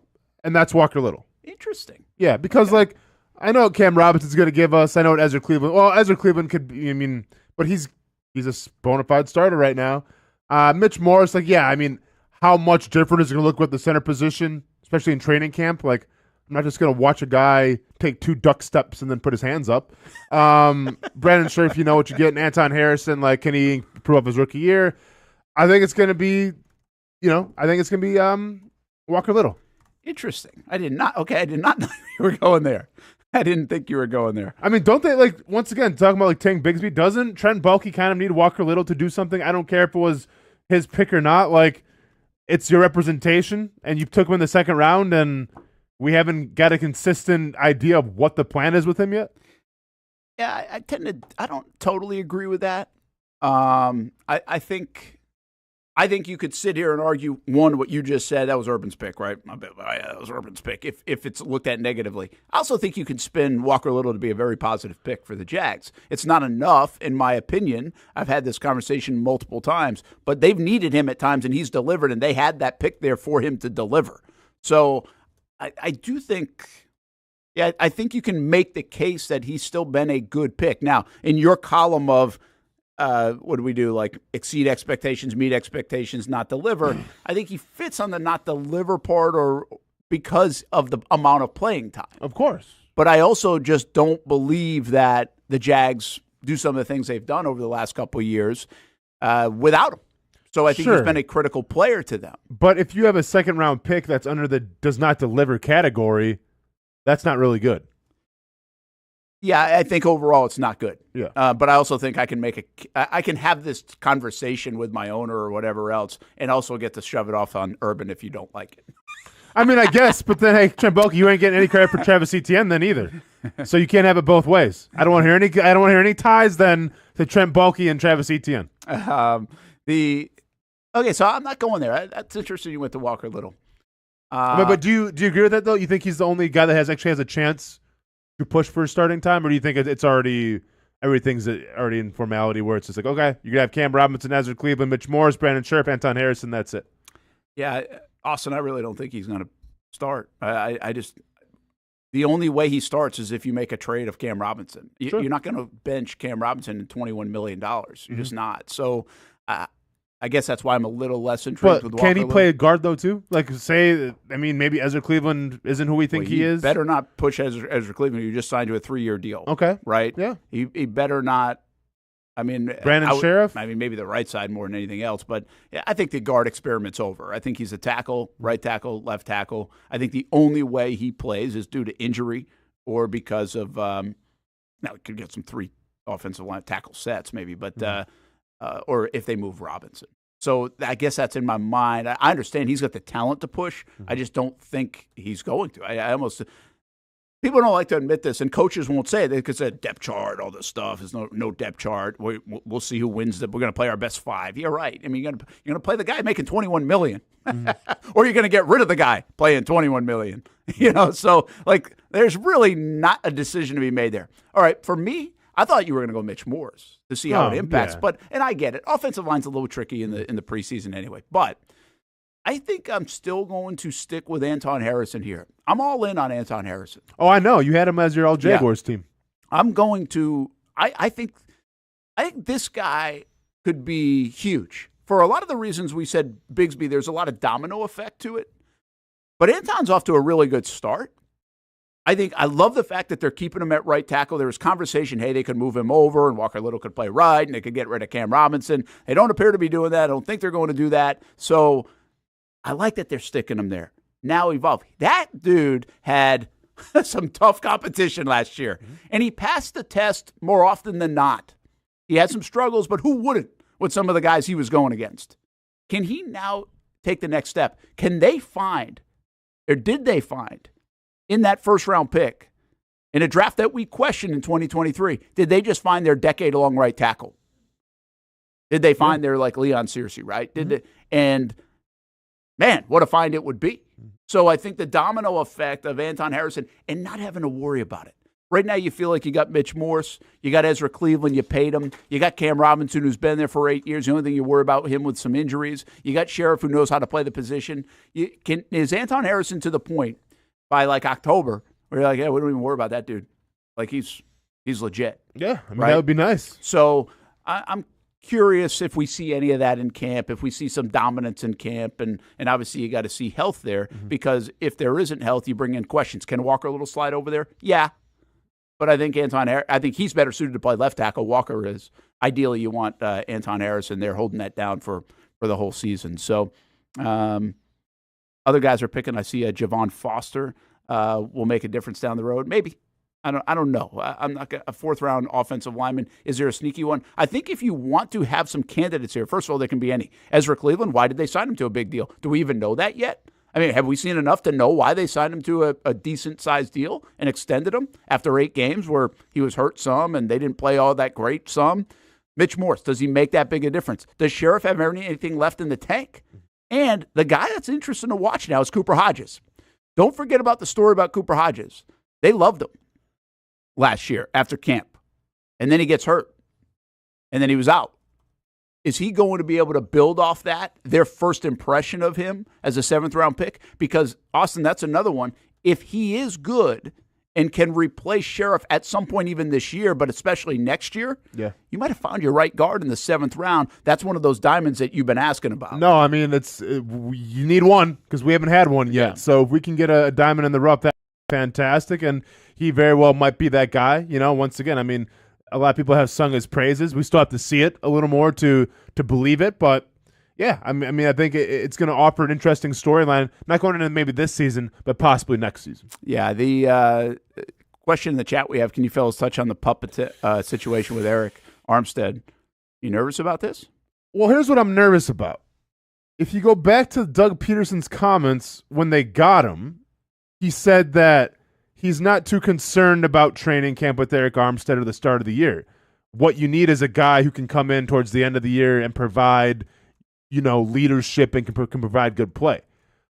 I just thought that, okay, you collapsed towards the end of the year last year, so you need veteran experience. That's what I thought the statement meant.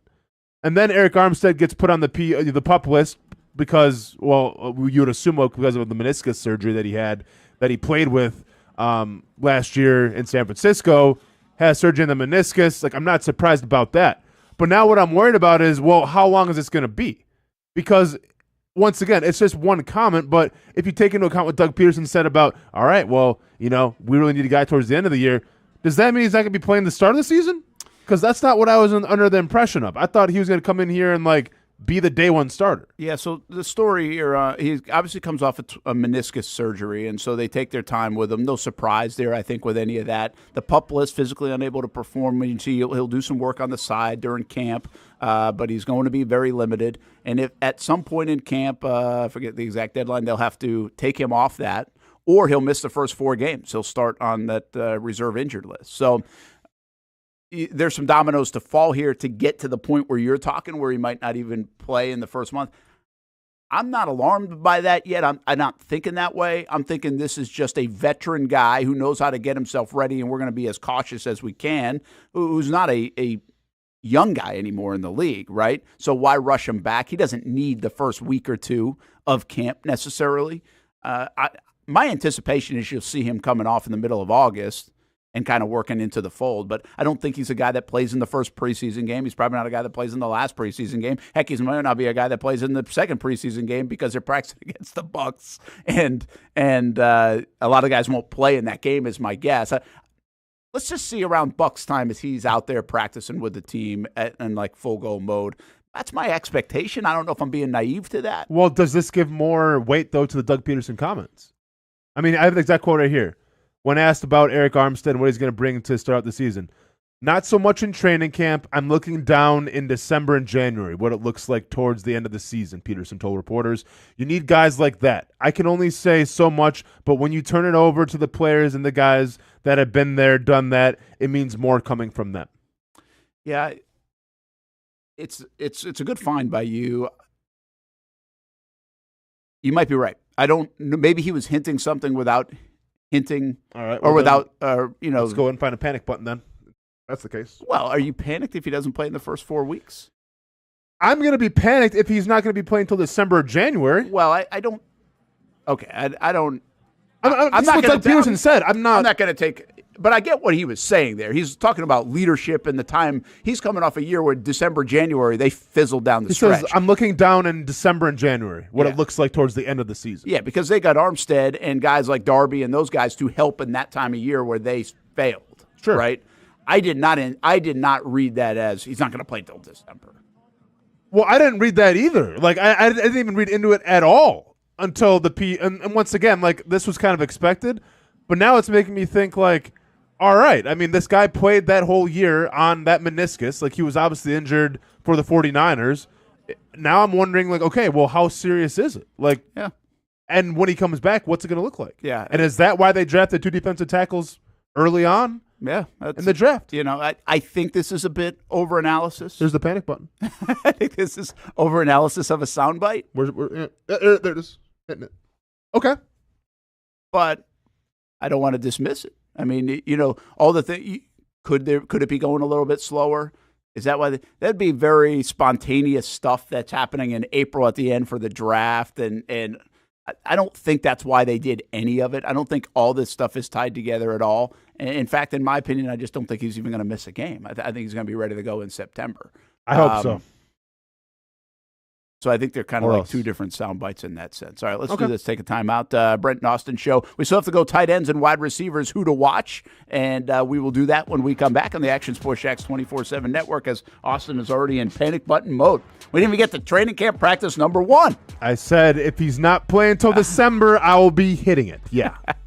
Don't forget to save the date, September 16th, for the Action Sports Jax Dream 18 Golf Tournament. The golf club at Southampton for St. Michael's Soldiers and North Florida Junior Golf Foundation will raise some money, presented by Cadillac and also Access Golf. It's our 2024 Dream 18, and you can register at actionsportsjaxdream18.com. Registration is open. Be a part of it. We always have a fun day, and hopefully you'll be a part of that fun day on September 16th at the golf club at Southampton.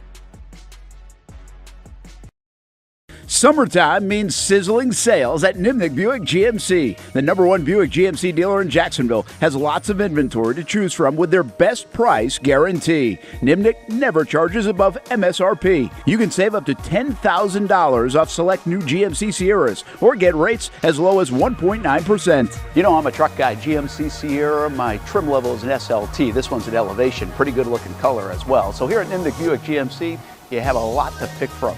My father-in-law, he drives this, an Enclave. So feel like that GMC in the family. 2025 is coming around the corner, which means it's almost time to close out those 2024s this summer. You can schedule a test drive at NimnickBuickGMC.com. And while you're there, check your trade value and customize your payment options. Nimnick is there for you, even on Sundays. Visit the showroom on Phillips Highway or shop online at NimnickBuickGMC.com. Nimnick, your friends in the car business since 1941. GMC, we are professional grade. It's hard to put a price on comfort, especially when you use that comfort on a daily basis. But if we're going to put a price on it, how does the lowest price guaranteed sound? Furniture Source is going to have the biggest brands, whether it's Ashley, Casper, or Tempur-Pedic, and once again, it's going to be the guaranteed lowest price in Jacksonville. Right now, my friends at Furniture Source are going to give you the ultimate hookup because all month long, they're making their inventory wholesale price. Check out their markdowns up to 50% off. And remember, since it's Furniture Source, you're getting the guaranteed lowest prices in Florida or your money back. Don't have the cash on you right now? It's no worry. Shop endless options to suit your style and budget and enjoy 36 months off with no interest financing. Why use your money when you can use theirs? Whether it's beds, couches, tables, or chairs, Furniture Source is going to have exactly what you're looking for. Shop the lowest prices in Jacksonville guaranteed. Find the location nearest you at FurnitureSourceJacks.com. People helping people. It's at the core of what Alive Credit Union is all about, and it's been that way for over 70 years. From 1954 to 2024, the mission remains to inspire financial wellness and give you a financially fit lifestyle. Alive Credit Union and its employees are committed to not only serving their valued members, but also our community here in Northeast Florida. That commitment includes a partnership with the Action Sports Jacks 24/7 team as the presenting sponsor of all Armada men's and women's broadcasts this summer. Action Sports Jacks and Alive Credit Union, a partnership that just makes sense when it comes to covering Northeast Florida. Alive Credit Union's commitment to our community also involves serving the financial needs of our first responders through the recent merger partnership with City and Police Federal Credit Union. Join the community and become a member of Alive Credit Union today. Find out the many ways you can be inspired in financial wellness at alivecu.coop. Oh man, it is that time. I love being outside, but it is just so hot. Oh my gosh, I cannot be outside. Well, you know, it doesn't have to be. As a matter of fact, I've got the perfect solution for you to be able to stay outdoors and not look like this guy.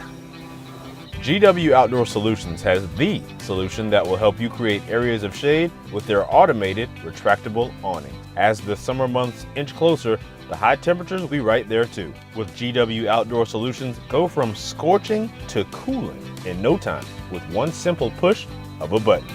These innovative shade solutions not only provide protection from the sun and rain, but also add style and functionality to your home. Let GW Outdoor Solutions transform your backyard into paradise. Check out GWOutdoorLiving.com for your free estimate.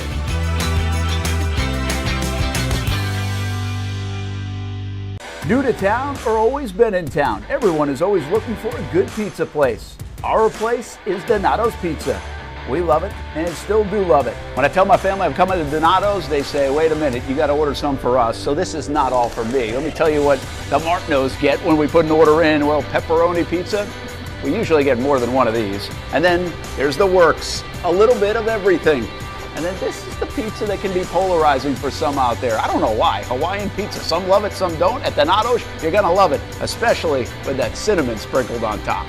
Try the pizza my family likes or try your favorite. Right now you can use the code BRENT20 and get 20% off your order. Every viewer and listener is important to us, and at Donato's Pizza, every piece is important. From fresh ingredients to the dedicated team members and you, the valued customer. Donato's Pizza, where every piece comes together for a winning combination. Jack's Beach and Mandarin locations, Donato's Pizza.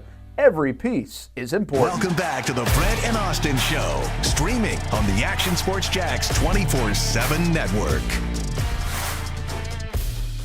There's a look at Jags headquarters. Getting ready to go for training camp. Austin Lane, what were you doing to get ready for training camp 2010? To get ready for training camp? We're at the beach bars. I mean, there was a routine of a couple beach bar visits, but me and Aaron Campman at Queens Harbor doing our thing outside as well, and then you and me, Eugene Monroe. And this is probably my biggest regret that I reflect back on my career. I was worried too much about the physical, like the beach body, if you will. Like I spent too much time bench pressing and in the squat rack and all that stuff because it's almost like an ego boost. You look in the mirror and say, hey, my biceps are getting bigger. My pecs look better, And even people at training camp will be like, oh, Austin Lane looks like he put on 15 pounds of muscle. That's great and all, but you still have to be able to use that muscle. You have to have control of that muscle. And I wish I would have did more in terms of like yoga, flexibility, mobility. But back in 2010, 2011, like it was still kind of coming to fruition in terms of athletes. What's up, Coach? First of all, are we on? We are on. First of all, I know we're on. First of all, your biceps look amazing. Oh, thank you. Second of all, thanks, Coach. Coach Fred, our trainer. Never said that to me. Yeah. Well, hey, I think you call look like you great, see him. by the way. Call but like you see him. second of all, it's amazing, in my opinion. Coach Fred, our trainer, always said, whatever you do, moderation. Yeah. And he always talked about it, whether it be ice cream or ranch dressing or whatever. Yeah. And so I think that has a lot to do with it. And I also do think, like Kobe always said, editing your life is so critical in the moments that it needs to be edited. Yeah. So in the summer, maybe a little bit for him, a little bit whatever. Mm-hmm. When you get to the preseason, getting ready to camp, you edit it. When you get into the practices, you edit it. So I think that editing of what you're talking about is really critical. And I think regrets are really bad. Mm-hmm. And I just think when people are you, professionals, or me, professionals, and or just your average person, how do you get out of this mix? All these diets and all these different deals. Well, everything in moderation, but then also, too, edit your life and understand what you're trying to do and why you're trying to do it. No, I love it. I mean, the biggest thing that I've taken away, and I think this applies to the NFL, but I definitely learned this in fighting, it's consistency. It's not so much of, and, you can say moderation, Coach. You can also say it like the way you prepare your body because, I mean, say you go in that weight room. Say you give 110%. All right, that's great. I mean, that's what the coaches want to see. But if you go all out, day in after day in after day in, you're going to tear yourself down, right? So it's about understanding that rest and recovery is just as important as tearing yourself down as well. Look at this. We're going deep early. Well, maybe too, from a different perspective too. Voice stuff with like the news. Is that what you're saying with Brent? And his... but the opposite of that would be this, Austin. What you got? What also too, what you just said, but flip it. Now when you're done, do you just lay around and do nothing and just yada, yada, yada. And now whatever it is you've done, it's so to recover and get back to where you were, it's much harder, much more disciplined, yada, yada, yada. And that's where I think the greatest athletes, Dallas Moore's coming in town tomorrow to get ready to go back. Bo just worked him out Friday and Saturday, getting ready to go back to Taiwan. You don't allow yourself to go so far backwards. Correct. So I think it's a double-edged sword. No, right? and you're absolutely right there. And I mean, I think, we talked about this actually during the break with Mike Tyson, what he's looking like now and everything, if he's going to fight Jake Paul or not. But Father Time is undefeated. Paul looked good, by the way. Paul looked fantastic. Yeah, Paul did the thing, and props to him. I mean, I know he gets a lot of hate and everything, but I will say this about that, Coach. I think he does a great job of picking opponents as well. He picks opponents. Scheduling? Scheduling. I mean, when you're worth, probably $1 billion now in the social media game, you kind of have that luxury. Guaranteed game? That guaranteed game, yeah. Scheduling? Exactly. But I think, whether it's retirement, whether it's the off season, you have to stay moving. You have to stay doing something. And I think, especially with retirement, I know a bunch of players that I've shared, the locker room with, who they're done, they don't have a purpose. They're lost, and you see their bodies break down. And my grandfather lived till he was 93 years old, and I was lucky to have him in my life for a lot of those years. He always had a purpose. He owned a sawmill, so every single day he's at the sawmill. He's walking around chopping down trees and everything, and he was healthy, and that's what it's got to be. It has to be a purpose. It has to be a physical purpose. In our program, we say embrace where your feet are planted with a genuine purpose. I love it. Same principle. Chaz Lanier. Yeah. 17 points as a freshman. Now he's a 7-digit, doing really well. Yeah. But to go back to your point, too, when you talk about that preparation and where you go with it and the scheduling, I also think people fall off the other side of it. South Sudan. Oh, my goodness, the world's coming to an end. Well, there's some different things you also have to take into consideration, knowing where the game was scheduled, how the game was placed, how many players they have actually that are really good, that are college players and pro players and yada, yada, yada. Correct. Make 10 threes. You always got a chance. Royal Ivy, phenomenal coach for them. And so the Olympic thing, but social media is different than it was in 92. And so I just think it was kind of harsh, kind of how much they went down that path. But. Yeah, well, I mean, to that, by the way, South Sudan almost upset the United States, who's 43.5-point favorites. We can't get 92 out of our mind when we think Team USA, by the way. Sure. That's the thing. The dream team will always be, it doesn't matter, they're always the dream team, whether it's 92 or 2024. And so and let's be honest, it does not make a lot of sense that the United States could lose in basketball to South Sudan. Correct. Yeah. There might be a lot of different reasons why. But it also doesn't make sense, too, that the New England Patriots come back and beat the Atlanta Falcons. Absolutely. Sure. I mean, but my point is, like, those games, like, when you play, you used the word guarantee earlier, sometimes as athletes, instead of understanding these guys are these guys and they do this and they can do this, all that, they read North Florida. Yeah. Sure. If you cover the North, now they're like, oh, it's Florida. Yeah. Yeah. Oh, yeah. But sometimes we're human beings or they're human beings. And who knows what's going on. And they didn't start, I guess Coach Kerr decided to not start and make some changes and didn't like this and was trying to whatever. Oh, they shot the lights out. Yeah. Well, and I'm saying, but he tried to change and think he had all these and almost backfired. Yeah. Well, and Coach, let me ask you this, because I've watched a little bit of the USA basketball, through like these friendlies or whatever you want to call them, these showcases, if you will. And yeah, you look at South Sudan, like that's some NBA talent, but the USA should have probably blown them out.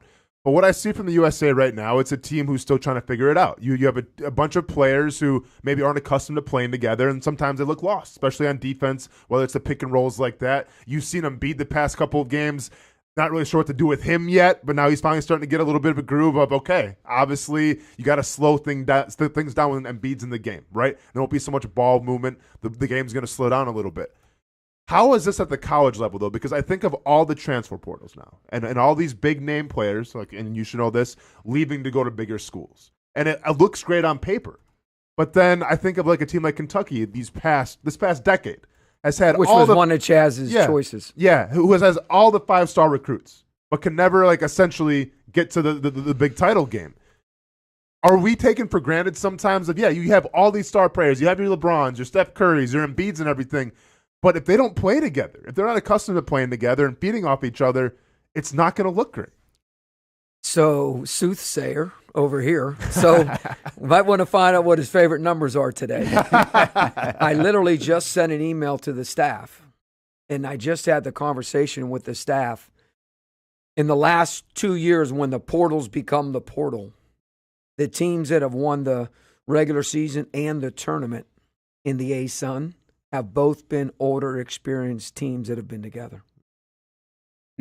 And quote unquote, you can argue whether the talent was whatever, but they've been older, experienced teams. We were picked 11th and finished 5th, battled for first place, and lost those 2 home games, which was unfortunate. They were critical. Yeah. But this 7-group team was getting better and better and better, but they went on a foreign tour. This group this year, 8 new guys, isn't. So it's great to hear what you have to say because I'm actually believing that. Yeah. And I just told the staff we probably need to play more. We probably need to get away from what we call is less quick is better than more slow. Let's cut the fat. Yeah. Let's get away from all the things that with an older team you can do, and let's really. We always have said simple is sophisticated, but let's really, really, really condense maybe even more, and just because we're going to have a chance to lead the country in threes again like we did last year. Yeah. But it's unbelievable you said that because I believe you and I believe in what you're saying because those guys, and they're only together for 2 weeks. Mm-hmm. Here's another thing too. The rules are different. Yeah. So these dudes are NBA superstars that are used to playing with open floor and no fouls and this, that, and the other. Yeah. Now they're getting beat to the tar. The floor is shrunk. Zone is a huge something that you can do, yada, yada, yada. Sure. So that in and of itself, you're getting used to each other. Yep. You're getting used to our rotation. We're getting used to when Embiid's in the game and not in the game. Yeah. And we're getting used to the fact that it's different kind of basketball. So it'll be – I don't feel like they can't or they're not going to, but I do feel like it could be a couple of those scenarios where – and here's the thing, like when they played the teams that had the stars, they were amazing. Correct. yeah, for sure. Yeah. So let's hope they believe that they're always playing the stars. Brent Martin along with Austin Lane, Brent Austen Show. Matthew Driscoll, UNF men's basketball coach in studio. Talked a little bit about Team USA, talk about the landscape of college sports. We'll get back some of those football discussions, player positions to watch. Coach likes jumping in that too. Oh, yeah. He'll be out at Jags training camp with the staff most likely, I think, during the next few weeks at least one time. You just hit on the landscape of it. Where are you guys at? How are you approaching this now that we are a couple years in? It looks like you're still learning. Everybody's still learning. Where are you guys at in your position? Because mid-majors are in a very tough spot where you develop guys, find guys, and then they take your guys. And you don't have them for as long as you used to have them, most likely. I think there's a lot of layers to it. In 2018 is when the transfer portal started. And if you look at the history of what transpired since then, including COVID, don't forget COVID added another year. I think, don't quote me, but I think Pastor always told me, just say I believe. I believe 47%-ish of the players playing this year in the NCAA men's basketball are on their last year of eligibility. So that's going to actually change the landscape a lot. You'd be shocked at the number of Division II players that have moved up to Division I because they had nowhere to go over the last 2-3 years. Their talent was phenomenal. They developed. They got to play. They didn't kind of go through like a Chaz Lanier scenario. They were on the floor. And so they're actually becoming, we have one NAIA kid, so they're becoming 15 in the last 2 years, which is unheard of for us. Since 2019, we've only graduated 15, let alone 15 new, right? Wow. When we had our beginning of the Summer B meeting on June 23rd, 13 of the 14 players on the roster hadn't been with us for one calendar year. So now, right, so you're looking at all these kind of things. Jalen Smith, all freshmen. Josiah Miles started from December, Miami 29th through. Brought those two guys in and said, listen, they always, I don't believe that when you talk about comparison is the thief of joy. I don't believe that saying. I believe that envy is the thief of joy when comparing. I think comparing is good because I think you have to look and see. Because if you can't look at so when they look at Chaz and they say, oh, look what he did, right? So we told them, like at the end of their evaluation, like, listen, y'all started Division I in our league. So like if y'all are here as juniors and seniors, it's really because you love us and you really want to be a part of this for whatever reason. Because you guys are now been put on a pedestal to be the next. Right? Yeah, and I'm all for that because we're going to get the byproduct of them being really good players and getting better like Chaz and yada, yada, yada. And then we win, right? And now you have to replace them, right? So you can look at it whatever way you want to look at it. I have you got to go make what you got to make. Jose and Jarius and Jonathan Abart. Like, you got to go, right? Yeah. So how do we embrace that? And I think what Austin said earlier is what I'm learning from it. I just did a podcast. The guy's got like 20,000 views a week. And a longtime good friend of mine. And then when I did it, I've been learning through this summer, I think less is more. And I think we have to do exactly what Austin said. And I'm starting to believe that more and more and more and more. We got 4 seniors, right? But technically 2 of them really didn't. Amitri tore his ACL. Nestor's a transfer. And so we got 4 other guys as well too, that have come into the mix as well too. 3 of them being freshmen. So I think we're very consistent throughout the deal. I think everybody's got the same deal, and so how you figure it out. But I'll be interested to see if those experienced teams in our league at what year are the portal people going to catch up and figure out. That's what I want to do. I want to figure it out and win the championship and say, we figured it out. Yeah, yeah. And so the fact that we're aware of it, that's half the battle. Yeah, I've That's said the that part too. two. Yeah, I've said that. Somebody's got to figure out the formula, right? I don't think anybody really knows. There's just not enough sample size, not enough data out there to be able to figure it out. But it seems like you can, in your position, go from complaining about it or embrace it. Yeah. And I think I said something this year, and it was more toward the baseball end of things, but I think it probably goes for most. If you can almost say now, as I think as a program, and tell me if I'm wrong, hey, I'm here for 3 years. Make this the junior college route's a 2-year program. The 4-year program's non-existent anymore, it feels like. And so come here for 3 years, and we'll go hopefully try to make you money at Kentucky or somewhere else. But be a part of this thing. We want you to go to Florida, or we want you to go to Kentucky, or we're going to help you get there. Give us 3 years, and we'll get you there type thing. I mean, can you almost approach it that way? We don't quite go to that level. Because I don't ever want to diminish what the University of North Florida stands for from an academia standpoint, what we do from a social standpoint, the way in which I got a phone call yesterday, and we're not going to talk about it, but it's Tweety Carter, the only McDonald's All-American that we ever signed, that I've ever been a part of a staff that signed at Baylor, called me to really say some unbelievable heartwarming things that he just realized. Now he's a coach on the road at Baylor. Yeah. And so that aspect of it, I don't ever want to diminish helping young men become husbands one day and fathers one day, if that's in the cards. And so, or our academia.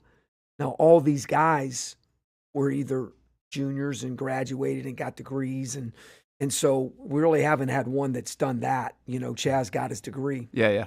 So I don't want to diminish that too much, but I also don't want to be unintelligent and beat my chest, you know? And so I know there are some coaches in football and some coaches in basketball that do that are proud that they don't dabble, so to speak, in the portal. But our saying is, or at least my saying is, like, you're either going to swim in a portal or you're going to drown. Yeah. So like, it's just too much. And we're always about a round peg and a round hole. So this joker can shoot. This joker's got size. Well, he might be not as athletic, but that's okay. He might not be this, that, or the other, but he can come in here and quickly, his skill set quickly. So you get this NAIA kid, right? Or you get the kid from Columbia, Ivy League kid, right? He didn't play all last year because he was injured. Well, that's a risk, right? But what's the reward? Well, it's worth it because of his skill set, his human being, his academia, and he's got 2 years. And so you weigh all those things. We had more visits this year than I think we had in the last 4 years combined. Really? It was the busiest. Here's what people forget, though. Your compliance people are overwhelmed now. Oh, no doubt. Yeah. The academics, the transferring of credits, right? How many credits the do they have registrar left? is overwhelmed now. Absolutely. Yeah. And you're trying to get syllabi to see if this class is the same as this class, and is history before 1887 the same as history before 1866? Thank goodness you guys don't have football. Be 85 of them instead of 12. But my point is, everybody's overwhelmed. Housing, is overwhelmed, and you're flipping, and now it's not that you're asking for a favor, you're actually asking admissions and or compliance and or can you just help understand what we're living in? Yeah. Here's the other one, guys, and I'll say this. I'm not concerned about it, but I'll say it. There's going to be a lot of guys that go in the transfer portal in August. Why August? That have been in school for the summer. Oh, for the summer program, and then decide they don't like it or they're not going to fit. Yeah. Or by the way, or listen now, I always play this, or coaches brought them there and said, now we don't want you. Well, that's possible too, but also too, like, I might not be good at this dude's pretty good. Yeah. So, that kind of stuff too. Don't think that stuff's not on the horizon. Yeah. And it's an anti-lawsuit away from, whatever. So the NCAA don't want all those. So, Coach, let me ask you this. We talk about the NIL and the transfer portal, and this is more, I think, geared towards college football, but I think it can be relatable to basketball as well. I'm getting tired of hearing people go, okay, it's an arms race, like Florida, or not Florida, but I guess Georgia and Alabama, like they're always going to be in the college football playoff because they have so much money, right? And they're essentially buying their players now. And I'm from definitely a minority school of thought, but I'm from the school of thought that says this is going to give an opportunity now for the best coaches to come to light. Kind of like a Luke Fickell a couple years ago who took his Cincinnati team to the college football playoff. They didn't have all these 5-star recruits, but I think Cincinnati? he was Cincinnati, because didn't have all these 5-star recruits, had some great players, but I think he had a culture in place. And I think right now the consensus is it doesn't matter who the coach is.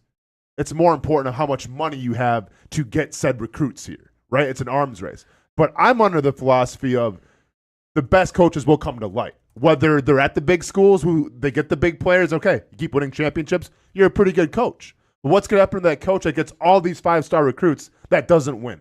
Because maybe he doesn't have the culture in place. Maybe guys are getting in trouble too much and he can't, justify all when that. you say win, yeah. Because I think you talked about Kentucky earlier. Of course, yeah. John Calipari is an example. So when you say win, so the level, right? Yes. And so the booster, right? Mm-hmm. So I'm not going to say names because I don't want to do that. But with Chaz's recruitment, a longtime friend of mine made this comment to me, and he said, and he started off by saying, "I really don't like saying this, but I'm buying players." Yeah. And if he doesn't, then you have to live with the results. But I think when you're buying these players, are you buying the right players to fit into where your weaknesses are to fit in? Or are you just buying the 8 best players and then I'll just figure it out? Now you're talking and that's about, what it kind of seems like sometimes. which is like, okay, that's a super coach, right? Yeah. Like you're, can you get those guys on the same page? Yada, yada, yada. On the flip side, the other guy says, no, I need these 2 spots, and I got to get these guys. And I think the NIL, and I could be wrong, but I don't think I'm far off, is not an empty bank vault. Like, I don't think you get $5 million to spend. Sure. And all of a sudden, a really good player in August, and you still have 2 scholarships, says, I'm leaving Joe Blow. Yeah. And now you're like, hey, Austin, I need $1.2 million. Yeah. And you go, got it. Well, now I thought you had a cap. Yeah, So I got you. that's where all this revenue sharing and all this stuff is going to come into play. But what people aren't talking about is once the revenue sharing, $22 million, right? Sure. Well, you can still have the collective. Yeah. And you can still have all these other things. So I think there's so many parts. You have to have a GM. Yeah. There's a lot. Well, you have to have a GM. I've actually talked to somebody recently, very recently, that there was some inquiries about being a GM. They're going to hire GMs in football. They already hired him in basketball. They have hired him? Yes. Yeah, they're Yes. because they need somebody to manage the roster. But here's the catch on that: on the big time schools, Manage the ledger. How much you gonna? how much are you going to pay the GM? Because does the GM have any control? Because the head coach in football is making $8, $9, $10 million. If you don't pay that GM, then the head coach is really still making all the decisions. I think the GM is more of a manager. Yeah, I was going to say, because the GM necessarily isn't bringing in, like, he's not making trades. He's not, that's kind of on the coach to bring in his guys. Correct. The GM's, not drafting people, obviously. Can't do that in college. So, like, I think in terms of that role, it's definitely a little more insignificant than a GM of like a professional franchise. Yeah. So, but if you're going to consult, whatever is that coach, that hard-headed coach, or that coach that thinks that he knows everything, going to even be able to relate, right, or have a relationship? Well, you know what the coach at is going to highest say.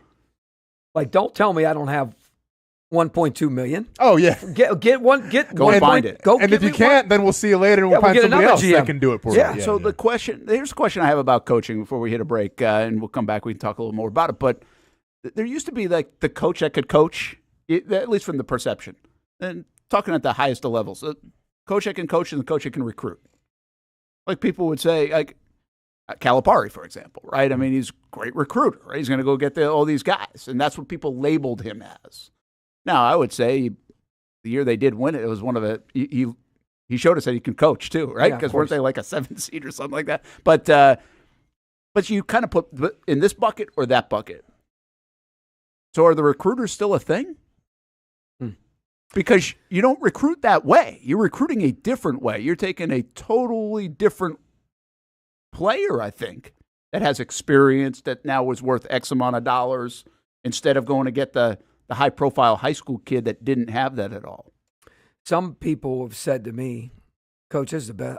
I think it might have been the best coaching job you've done. Well, I've said that in front of this microphone. I mean, I think last year was your best coaching job. And I'm thinking to myself, you know how hard it is to win back-to-back championships? Like, do you know how hard it is to rebuild a roster that's completely separated in 4 years and build a championship? Like in my brain. Yeah. Mm-hmm. And then I thought, maybe they're right. You know, you got these dudes, you got nobody, and all of a sudden, I would say this. Players have always been getting paid.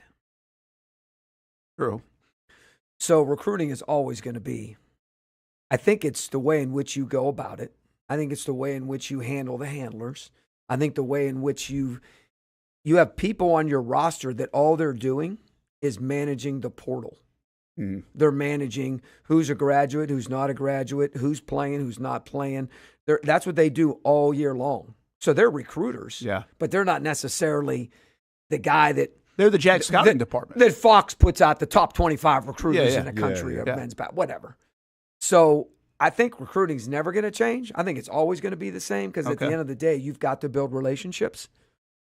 Because think about this. Most of those players are making more than your assistants. Good point. Yeah. Now, in NBA, they make more than the head coach, but most of those players are making more than the assistant coaches. Crazy. So you're talking about, like, I don't know if we've gotten to that part yet. Yeah. But that could cause some problems. But I tell you where we have a lot of problems is in the locker room. I bet. How can this not be a conversation? I'm making 80 and you're making 1.3 million. Yeah. Just so you know, I'm the dude that brings the ball up the floor. Yeah. You know what I mean? Yeah, absolutely. Or not only that, but mom and dad screaming in their ear too. On top of that. Well, why is that guy getting paid mom this? and dad ain't screaming louder than Austin, who gave $1 million to the guy that maybe quite wasn't good enough, and now he's not. Yeah. Hey, bruh, like, you want that $1 million next year? Like, that joker better be playing. Like, everybody knows I bought that guy. Yeah. Mm-hmm. So that is another deal. Oh yeah. It's wild. All those things factor in, and that's why I don't think anybody has figured it out. One last thought on this part before we do break. Seriously, You've said that twice now. I know we got to do it, but I don't want to hang this one over. I feel like the culture coach,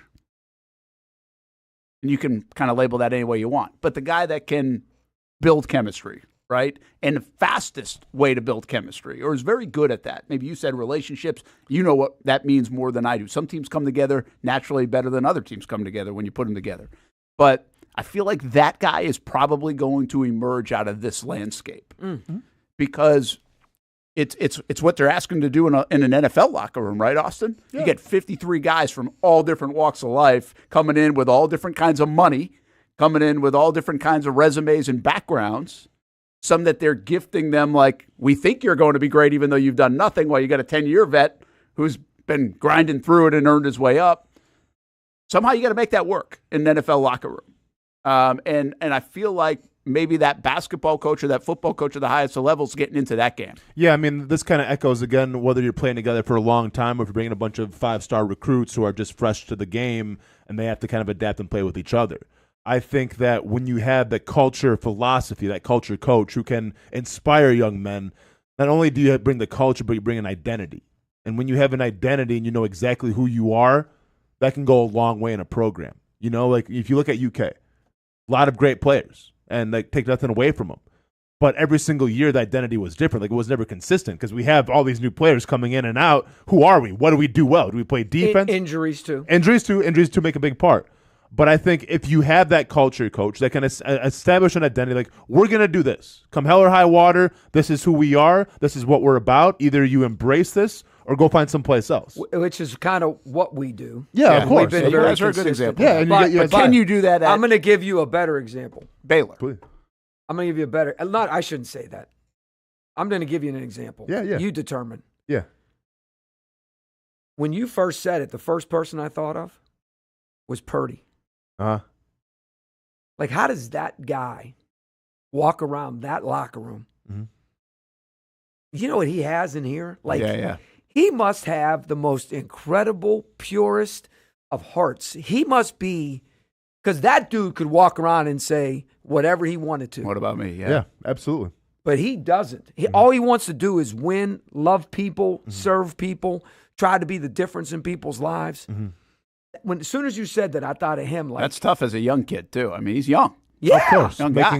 He's the last pick. You might be able to get to that at 35 or Rookie 40. minimum. But When he the last pick? He was the last pick of the draft. Correct. And he's making whatever. Those guys Yeah. make more in a week than he makes in a year. Yeah. No, I mean, I think it says a lot about him when they draft Trey Lance, number 3 overall. 3, yeah. And if you're John Lynch and you're the GM, that's a pretty big stake to say we're taking number 3 overall, and guess what? We're gonna sit you. We're gonna start essentially an undrafted free agent, the last pick of the draft, Mr. Irrelevant, if you will, over you. Oh, and then by the way, we're gonna trade you next to nothing to the Dallas Cowboys. Well, that guy that started over you, who was Mr. Irrelevant, is now playing. It says a lot about what they thought about Purdy in that situation. Because a lot of teams would have said, maybe Trey Lance isn't the better quarterback, but you know what? We invested so much into him, it's going to make us look really bad if we don't play him. They said, the hell with that. We're going to play Brock Purdy, and now they're kind of geniuses, and we don't talk about how you actually invested a 3rd pick overall in Trey Lance, but nobody cares anymore because you're going to the Super Bowl with Brock Purdy. Yeah, that goes back to the $1 million NIL guy. Like, he didn't get it out of Trey Lance, but he must have committed the money to Purdy, too, and he's feeling pretty good now. and granted, like, Purdy's, make no mistake about it, Purdy's going to get paid. Like, oh, yeah. He will get paid, He knows whether it's it's this year or next year, but yeah, I think it says a lot about Yeah, it does say a lot about Yeah. him. You're right. And at first I was going to say, well, he went to Iowa State. He's not like the top. I think there's a little bit of his makeup, right, that he probably always was proving something, and I think it helps him out here. But he's not always the ballyhooed guy. Like, not that Trey Lance was, but take I don't know, take Justin Fields. If Justin Fields was in that situation, might be a little bit different. I'm not He's as always versed been- as you. I know we got to go commercial. I'm not as versed as you. But wasn't he like a star, and then all of a sudden he hit like a rough patch, and he was turning it over to Iowa State like every other down, like 3 or 4 times, and didn't, because the Campbell guy was a hot coach. Yeah, and then he all was. of a Yeah, sudden, correct. He was. and Purdy was there. I'm not positive, but Yeah. I'm pretty sure he had a lot of ebbs and flows. Sure. And maybe those ebbs and flows are why he's able to be who he is and do the things he does. And it's that's a very great point. And I think this too. I don't like, and I get it. I make those mistakes sometime too. I look at Brock Purdy and I say, okay, well, he plays with Christian McCaffrey. He plays with George Kittle. I mean, he plays Great with trade, by the way. yeah. He plays with a great offense. I get all of that, but I'm reminded of Jared Goff, where Jared Goff's MO when he was in LA was, oh, he's Sean McVay's little puppet. Like, he's just a game manager. Jared Goff can't actually win games. He's Sean McVay's offense, and he's just a product of that. He goes to Detroit, sets a bunch of big numbers, gets paid as like what, the 3rd highest paid quarterback right now in the NFL because of what he's done on the field, not because of what Sean McVay did in LA. And I think Brock Purdy could be that same person. Like, we're quick to say, yeah, he's a system quarterback. He's a product of a great offense and Kyle Shanahan calling the plays and everything. But if you actually watch Brock Purdy play, he's not afraid to get hit. He's not afraid to be a leader, and he makes great plays. So I think Brock Purdy is in the Jared Goff category where it's like you want to label him this thing because of the offense that he plays in, but I think if you put him on any other offense, I think he's still going to find success. Did you notice the one person that, and he didn't do it on purpose, he was just rattling off what it looks like. I don't know if you mentioned Samuels. Oh, no, I didn't. Yeah, I mean, they're outloaded. Yeah. But my point Deebo is, Samuel, yeah, but yeah, my yeah. point is, Brandon Ayuk. like that Yeah. dude, and he got injured, but Yeah, I mean, yeah. still. Yep. No, like, it's. That McCaffrey trade, Oh, yeah. and the fact that Boza was hurt, and so was the other. Then they bring in another line. Well, they brought it up. Was it Marcus? No, yeah, Chase Young. And so, like, you don't think about those things, Mm-hmm. but then all of a sudden, those pieces are pretty impressive. Well, we hope Houston's not building San Francisco. It's got the same scheme, but we're hoping that it doesn't look like that here in Jacksonville. All right, let's take a break. Lunch hour here on the Action Sports Jacks 24/7 Network, Brent Austen Show. Matthew Driscoll hanging out with us, and we're talking ball and college coaching and everything else, but he ain't afraid to talk some Jags. Let's get back to the position groups who we want to take a look at on the wide receiver and tight end group to finish off the offense. We'll do defense tomorrow. Congratulations to the North Florida Junior Golf Foundation scholarship winners for 2024, and there were a bunch of them. This is what our Action Sports Jacks Dream 18 helps out with to a degree, along with St. Michael's Soldiers, so always cool to see that. They had a big ceremony last week at Top Golf. We'll be right back. It's a new logo, new branding. With Bold City Heating and Air, it's an old school approach. One of the few locally owned and operated air conditioning businesses left in Jacksonville. It's hot, Florida in the summer. You can't do much to avoid it, but you can keep cool with Bold City Heating and Air. It's every customer counts kind of service, from when these trucks have pulled up to my home over the last couple of years and when they pull into your driveway as well. From communication to pricing to the actual service, everyone at Bold City Heating and Air cares about you. You know who is coming to your house. You know they will be well trained, and they will respect your home. Air conditioning convenience at boldcityac.com. Stay cool while it gets hot. Bold City Heating and Air can help. Don't get caught sweating all summer. boldcityac.com, and they have financing to help. New systems starting at $110 a month and $50 off any repairs. Stay safe, stay comfortable with Bold City Heating and Air at boldcityac.com. Homegrown in your hometown. Building off a summer of terrific action at Southern Oaks Stadium, the Jacksonville Armada are looking forward to the future and the return of pro soccer in Northeast Florida. Season ticket reservations for MLS Next Pro are underway, and for just $100, you can lock in some great benefits when it comes to supporting the boys in blue. Those who make a reservation will have first selection options in the new Armada Stadium out east, near Jacksonville's downtown sporting complex, as well as access to supporter VIP events like stadium tours, open training sessions, and future meet and greets with players and coaches. You can make your season ticket reservations at jacksonvillearmada.com/ticket, and while you're there, read the very latest on the Armada men's and women's teams in action this summer. Show your commitment to the fleet with an MLS Next Pro season ticket reservation at jacksonvillearmada.com/ticket. In Northeast Florida, we love hanging out on the back patio, maybe grilling out lunch or dinner with the family, enjoying the good weather, or maybe enjoying the big game on the TV. Or maybe your favorite team in town, the Action Sports Jacks team. This is great, except for when it's really hot or the bugs start coming out. But what if you didn't have to worry about that? Titan Outdoor Solutions will make your outdoor area a comfortable spot any time of the day, any time of the year. This makes too much sense. Titan Outdoor Solutions can give your home an upgrade. Customized pergolas, awnings, controlled shade, even retractable screens. The solution to beating the heat and the bugs and getting more use out of your home is Titan Outdoor Solutions. And this can even help prevent storm damage at your home. Living in Florida and living in your home is already good. Now make it great. Quality products, custom work, locally owned and operated. Visit TitanShuttersAndScreens.com or call 904-484-7580. I was tempted. It's more than just food. It's a tradition, a heritage. It's about my family and the smiles on their faces. It's about the flavor, the meat, the love, the community. Our community. Barbecue is who we are, and it's what we do.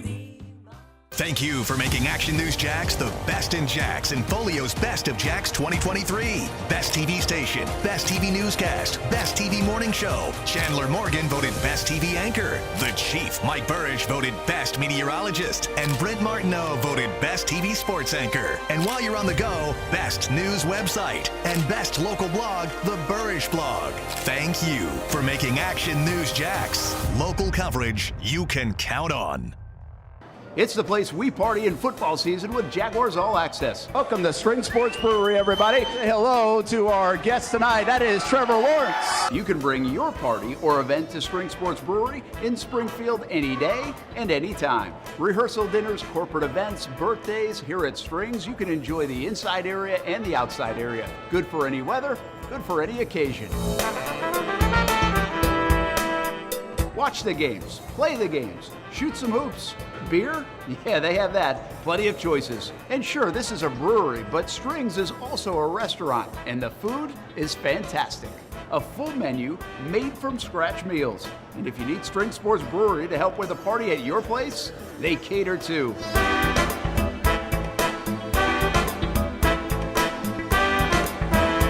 Family, beer, food, sports. Spring Sports Brewery in Springfield.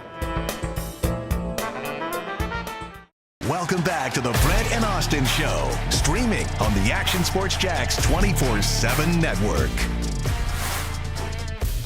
Oh, look what we got coming up on Wednesday. Let's go. The brand new Scrap House with Yeah. Austin Lane and Casey Kurtz. Yeah. I want to get on there, talk a little wrestling Coach, you know on some 7 o'clock. wrestling? Well, you know, Wrestling? Bruno Sammartino. Okay, there's and a name. Andre the Giant.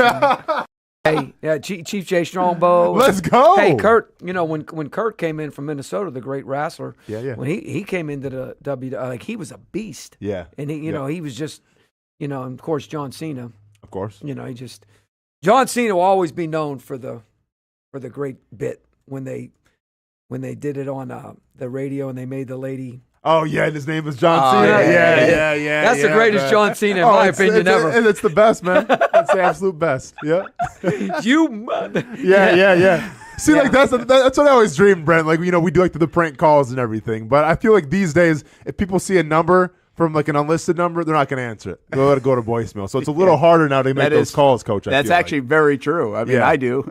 Oh yeah. Me too. Swipe over. Yeah, exactly. Left swipe. Left swipe. I started a little bit of a firestorm today. Sorry, Josh Scobie on social media. Uh-oh. But I see the Jags announced their whole staff, like their front office. Yeah. And in part doing so, they named Josh Scobie, Scobey, a college scout.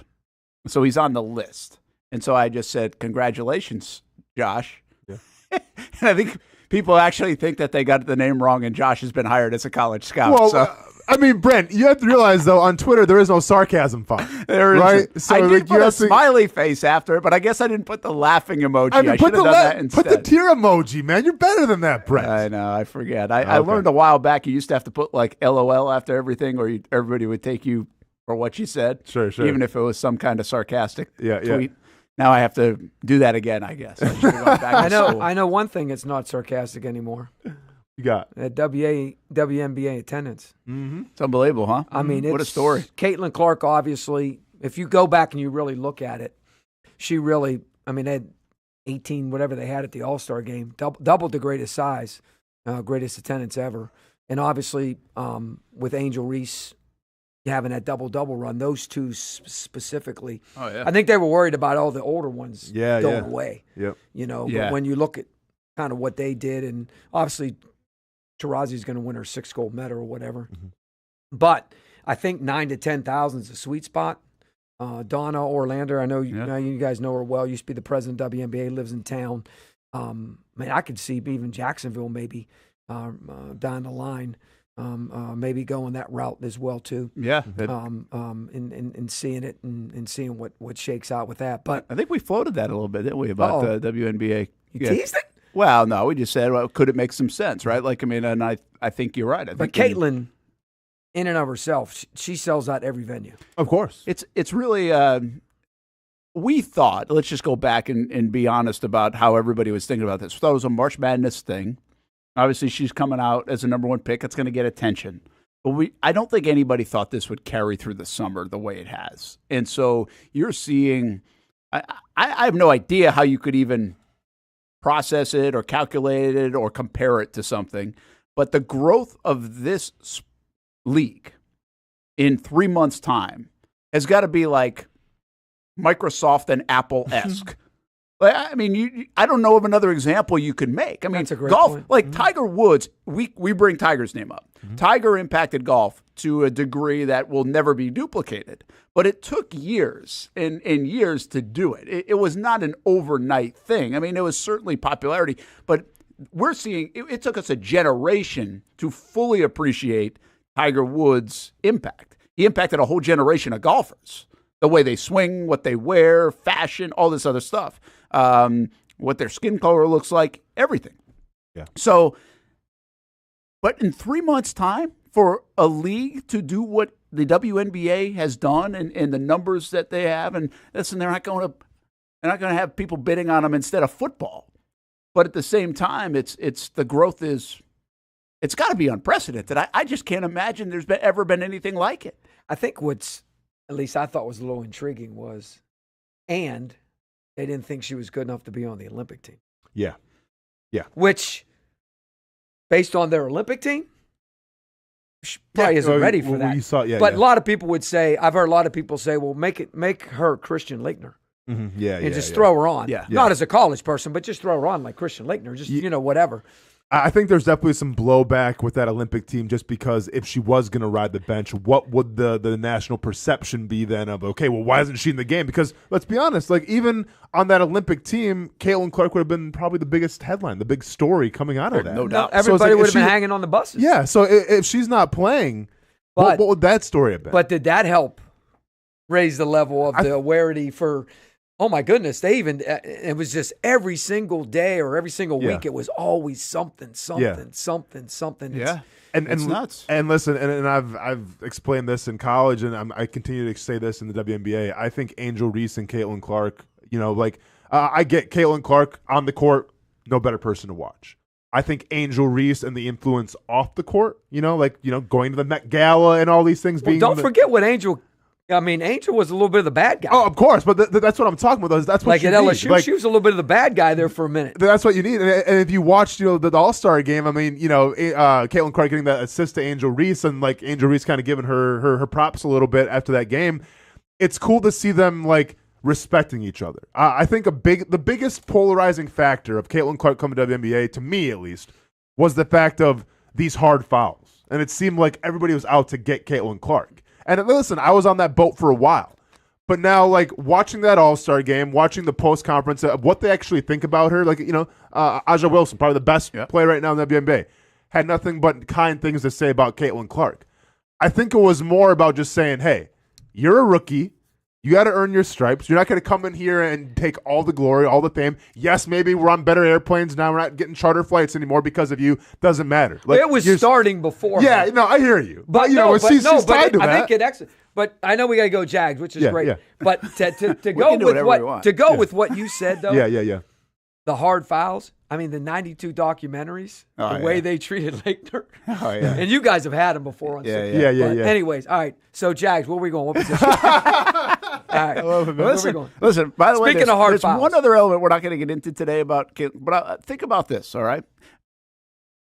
Why? What nobody's really answered about Caitlin Clark is the why. Tebow, when he got big, there was a reason why, in a sense, right? From the spiritual things to like the whole. Well, maybe it was just the place of society, the start of social media. You could say, okay, and he's a great college quarterback, NFL. I mean, college football's college football. Played in the SEC, all these things.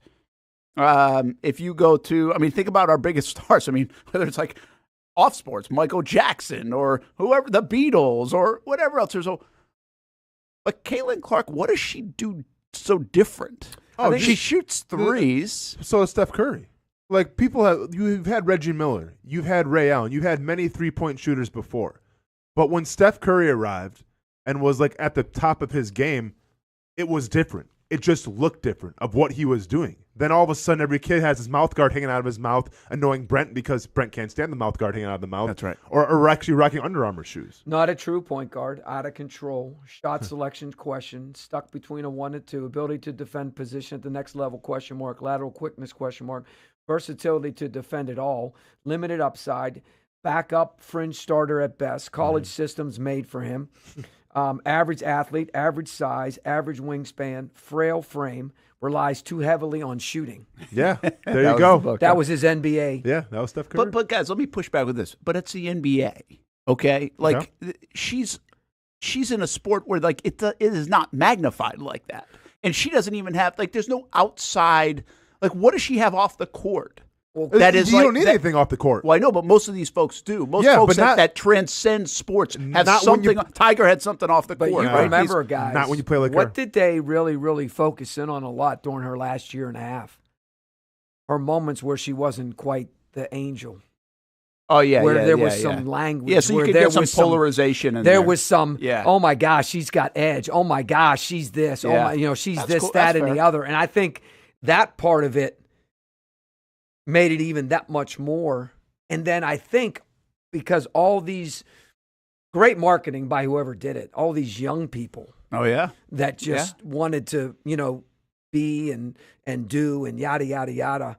And so I mean, give them credit. Whoever marketed or did all those kind of things, they did a great job. Yeah, I mean, I don't care about background, race. The way that she plays, you don't really see that in the WNBA. It does look different. I get it. And that's the biggest thing. Yeah. You know, like if you can look, and you don't become the all-time leading scorer in college basketball history by just layups. You know, like you got to do a little more than that. Yeah. And like when she's pulling up from 30+ feet away, like it's nothing. Like that's different. Like we don't see that. Like listen, Angel Reese. We talk about doubles nonstop. She got one in the All-Star game. Could be in the running for MVP. I'm sorry, Rookie of the Year. It might go to Caitlin, but like, she could be in the running for it. Cool. But what does that look like on TV? Yeah. All right, you get some Layups and rebounds, you get some layups. What does Caitlin Clark look like? Yeah, that's a good point. Yeah. It's kind of like, you could compare it to, you reference him sometimes, like a Tony Hawk. Of course. Right? You're like, hey, I've seen skateboarders or X Games stuff or, that, but it's not a high-profile thing. Yeah. But it looked different. What he's doing was different, and right? And the redheaded guy, too. Shaun White. And so those guys come along. So I guess, and they didn't have anything off the field or off the court or whatever else. I just think when you think a lot of these people who transcend sports, there's usually another reason why. And he's still doing a lot of commercials. Yeah, absolutely. Oh, yeah, Tony he's Hodges. staying power. Yeah. Listen, Caitlin Clark, like I said, I've said staying power is going to be huge. So much, I think she's going to impact boys playing basketball, not just girls. Like we've talked about this before. There were young boys wearing Caitlin Clark. And that's a very good thing is that for that generation, it's going to normalize women's sports more than our generation was normalized. There was always this, but men's sports is better, right? Or I think that kid growing up now around this, there's going to be less of that. No, for sure. Like around basketball, absolutely. But like I'm reminded of what was like the 96 Olympic team, was it? 99. Oh, 99, sorry. For soccer. Yeah, with But women. it's our only example of that. Yeah. Outside of gymnastics. Sure. Yeah. And figure skating. I mean, I know it's like taboo to say, but listen, men's sports have been way more popular. No, of course. They've been more revenue drivers. And I think women's sports right now are at an all-time high. Yeah. Not just the soccer, but keep in mind, flag football to women's basketball to all the softball. All these sports are. But you've also had Venus and Serena too, who I think put themselves in the spotlight of men, like of tennis. Like I'd rather watch Serena and Venus in their primes than Andy Roddick of the U.S. You're right. I can't even name a lot of U.S. tennis players. Yeah, I think that's why the gymnastics and figure Andre skaters. Agassi, yeah, there you go. I guess this is probably more of John a team McEnroe. sport conversation, because the only one we could go to in team sports was U.S. women's soccer for the last 25 years. Sure. Right? And now we've got other things to kind of watch and see.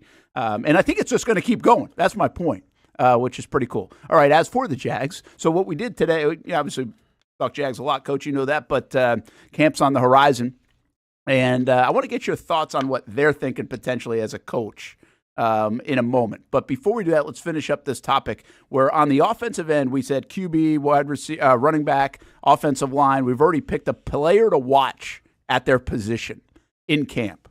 And there are some headliners or there might be someone under the radar. Like we said, Mac Jones at quarterback. Like what's that going to look like? We kind of know what Trevor's going to look like. What does Mac Jones look like? What's his role on the team? Does he bounce C.J. Beathard? Tank Bigsby at running back, we kind of agreed on that. We think he's a huge factor here. Offensive line, you can pick your poison. Austin said Walker Little. I said Anton Harrison. I think many people would go Mitch Morse. Yeah, Anton Harrison, that's an interesting one. Yeah, I like him a lot, too. I'm kind of all in on him, so I want to see how good he can be at that right tackle spot. Brett has fully invested the entire bank account. But your guy, though, Walker Little can really play them all. Of course, and that's what I'm watching. Like this offensive line now, Coach, it's kind of set in stone. Set aside, knock on wood, an injury. Correct. But I think Walker Little could push from a couple positions in terms of playing time if they really had to. Because the whole point of training camp is competition breeds success, and I think no one can provide competition right now on that second team like a Walker Little. Okay, so let's go on, and we got two positions left: tight end and wide receiver. Tight end, you don't have a lot of guys to pick from here. Is everybody watching Brenton Strange? That's what I am. Right? Yeah. To see year two. Evan Ingram's been awesome. But I think Brenton Strange is the answer here. Can he do kind of what our Tank... Now, I think Tank Bigsby's more important than Brenton Strange in this conversation. To the overall success of the offense, maybe to the organization, to Trevor, to ETN, what it could look like for Trent Baalke. But Brenton Strange can do that as well as an option. I just don't know. Austin, here's what I give up on. Is that second tight end under Doug Peterson. I don't feel like he's going to produce. Not with Evan Ingram there. We thought it was a Doug Peterson thing where he can make multiple tight ends produce and everybody play well. I think Evan Ingram has squashed that because of his abilities. They don't want to take him off the field. He's too big of a mismatch. No, I understand. But if you go back to 2017 of what Doug Peterson was doing in Philadelphia, when he had the 2 tight end sets, he had the most success. You won a Super Bowl with 2 tight end sets. Right now, with the way this team looks, if Evan Ingram's in the game, guess what? He's getting the ball. If Brenton Strange is in the game, guess what? You're probably going to do a little more run blocking or something like that. What you want out of your tight ends when you go 2 tight end sets is, okay, is this guy getting the ball or is he run blocking? You know, I always spoke very highly of Gary Kubiak and what he did at Houston, and now he finds himself in New Orleans. He was the master of always keeping you on your toes on the defense because you didn't know what to do. Is it going to be a pass? Is it going to be a run? Is it play action? That's what I think Doug Peterson wants to find out. That's what Doug Peterson wants to implement in his own style. But if he wants to do that, you need 2 bona fide tight ends. And Brenton Strange has to be that second guy. So whether it's in the receiving game, whether it's in the run game, whether it's some kind of gadget thing he's trying to, Brenton Strange has to play better. But let me push back on this, though. Brenton Strange might play better. Brenton Strange might play. He might block, but we're not going to notice because he's not catching passes. So we're going to be here in January. Well, let's hope we don't have to notice, or they don't have to notice because that means Ingram's hurt. Yeah. Well, that's right. So, but if we might be here in December and January, be like, well, what's up with Brenton Strange? He's only got 12 catches. Why isn't he playing more? Why did they waste a second-round pick? But you have guys like this in your program, too, that, hey, but that guy's helping this guy be better or helping our offense be better. There's more value internally, I think, sometimes to a player than there is externally. I say double edge. One of the things I think about a lot is, and it unfortunately comes to fruition, is what if he gets hurt? Yeah. Like, what are we going to do? If he doesn't get hurt, now we can play 2 tight ends because this guy's really good. He should be playing. Ingram's not hurt, so now we're going to play the 2 tight ends and do that. So I'm thinking, based on what I see on this roster, is they're going to do something at the end when everybody's getting released and cut. And at the back end of the exhibition games, we're going to bring in a guy, in my opinion, that's going to be able to play that position, fill that position, and that's what I think. Yeah.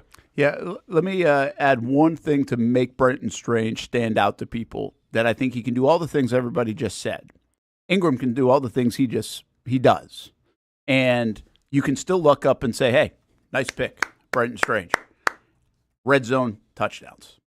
Sure. Like, he is a guy that might end up with, he might still, Austin, have 18 catches on the year.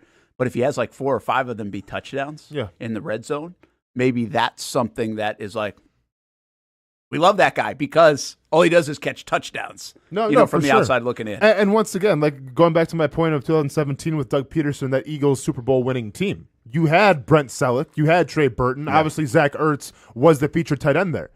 But you know what I know about Trey Burton? And he didn't have a lot of receptions, but Trey Burton had that touchdown pass in the Super Bowl to help them win the game. Yeah. So just because you're not like Evan Ingram per se, coach, you can still find a role on this team as that second tight end. Doesn't that guy have to chip as well, too? And doesn't have he's got. Well, that's what I'm saying. He's doing a lot of dirty work that we don't notice. Would you rather have him doing that than Ingram? Oh, no, without a doubt. Oh, yeah, of course. Yeah. That's why they got him, I think. Yeah. I think because he can. But that's kind of what Trey Burton's job was as well. But then Trey Burton kind of had to play. Special. Yeah, you need a Jacksonville special. But you can also go and throw another receiver in. You can. Depending what the formation is going to look like. But I'm just a big proponent, coach. If you have 2 tight end sets, it makes running the ball a lot easier. But once again, you still have to have those 2 tight ends that can. Yeah, and you can work a lot off it. Strange and Bigsby are so tied together because of the draft, but they might be tied together just schematically. Mm-hmm. If you have those 2 tight ends on, that's where Bigsby might be running as well, ETN too, but they can actually help each other and kind of evolve together. Yeah. All right, the harder one, maybe the most difficult one here is wide receiver. Who's the one you're watching? Maybe it's easy because of Brian Thomas Jr. That's who I'm watching, yeah. So I guess it is kind of easy in that sense. But here's where I go from on the wide receiver spot. Especially, I think we're going to fall in love in the next 3 weeks with Brian Thomas Jr. And then I'm going to sit here on the show a month from now, and 5 weeks from now, as we're getting ready for season. I was like, a different deal when the lights come on now.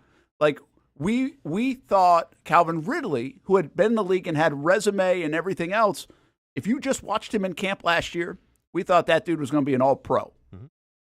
And it just didn't look like that. It's a different animal. It's a different beast. Again, this goes back to what you're doing right now is different than when the lights come on in October, 100%. right? And we've learned that. That's one thing. Like we were a little naive to that, maybe early going, covering the Jags or covering camp all the time or covering the NFL. I'm not naive to that anymore. I mean, it's a total different deal. So I expect Brian Thomas Jr. to look pretty damn good. He's got a great skill set. He was picked in the first round. I think he actually looks like Calvin sometimes running on the grass. I think he's going to look really good. But I think I still might come back in 5 weeks and be like, all right, now we really get to find out if he's any good. Yeah, I mean, here's the problem, because I have a recency bias. You talk about 10 years ago, you take a wide receiver in the first round. Okay, well, we'll bring him along slowly. You know, he has some targets, some receptions, but give him 2 or 3 years, and this might be the guy going forward. But then we have guys like Jamar Chase, who have over 1,400 yards their rookie year. You have guys like Justin Jefferson, has over 1,400 yards his rookie year. And it's like, all right, well, is there that much transition going from the college game to the current NFL game at the wide receiver position? And maybe there's not. So then we see those big numbers, and it's like, well, why can't Brian Thomas Jr. get over 1,000 yards his rookie year? Why can't Brian Thomas Jr. get over 8 touchdowns, his rookie year? He's got a great quarterback throwing to him, right? So why can't he do that? So I'm going to temper expectations a little bit, Brent, because there's a lot of mouths to feed on this offense. But I also think he's in a great situation where he doesn't have all the pressure. It's not like Justin Jefferson coming in and say, Justin, man, we have nobody here right now. Like Adam Thielen just left. We need you to get all these catches. No, we have Evan Ingram. We have Christian Kirk. You got Gabe Davis. You got Travis Etienne. Go in as you see fit. Catch the balls that are thrown to you. No pressure. But with all that said, in my opinion, if Christian Kirk doesn't stay healthy, it changes a lot of ability for a lot of guys to do a lot of things. And I think that guy could be really, really special because he's got the speed, he's got the hands. By the way, Daniels could throw the ball. It isn't like his quarterback at LSU wasn't a dude that could throw the ball. Oh, yeah. And so he's got the quarterback just like they had the quarterback at Minnesota as well, too. Correct. So they had the guy throwing it. But if Kirk, when I watched and when Christian was down and out, I just thought we were different. Yeah. And I know Jones was out at the same time in some of it, and I just thought we were different. And Ingram probably looked even that much more better because we relied on him even more. And I think Christian Kirk might be the guy.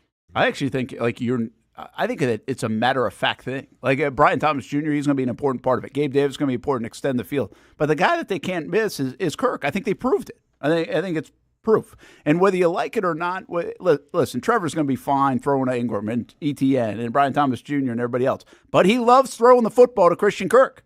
Like he trusts that guy more than anybody. And Ingram probably too. But, I mean, those two, and that ain't changing.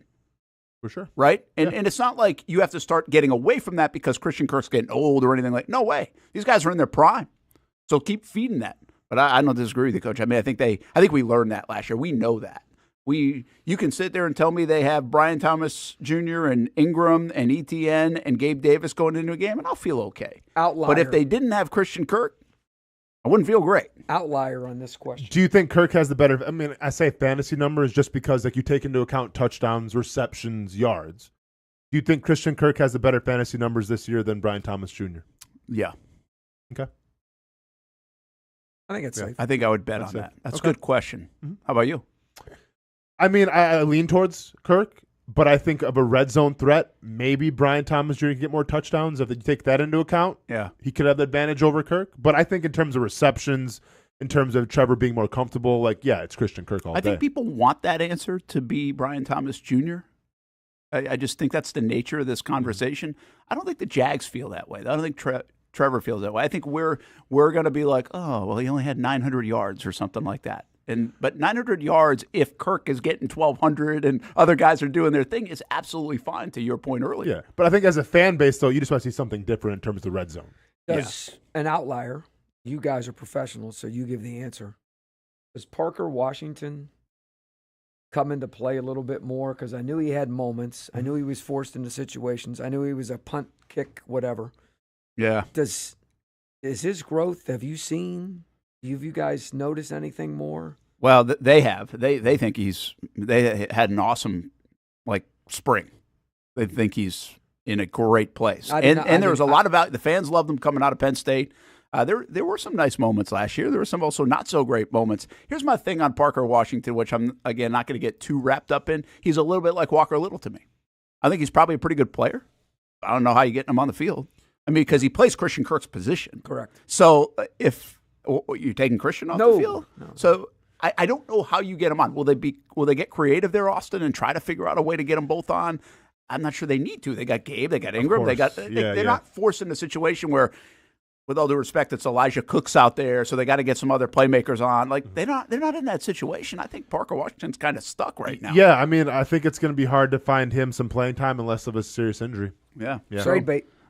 Trade bait. Yeah, Well, yeah, but here's the thing. We thought that receiving room, and this is another cautionary tale. That's why I like doing this, because you remind yourself of what you were talking about last year. And last year, but coming out of camp, we were in love with the Elijah Cooks and everybody else of the world. Hey, it's 7 receivers. They kept 7 receivers. That's abnormal. Usually you keep 6. But they loved the talent they had in the receiver room. They lost Kirk. They lost Zay Jones. I mean, the guys like Williams and Elijah Cooks really didn't factor in too much. I mean, that receiver room actually became kind of broken at points in last year. Yeah, 100%. And it was your deepest room. And I thought one of the deepest rooms that we had seen around here in quite some time. So just be careful about the August stories.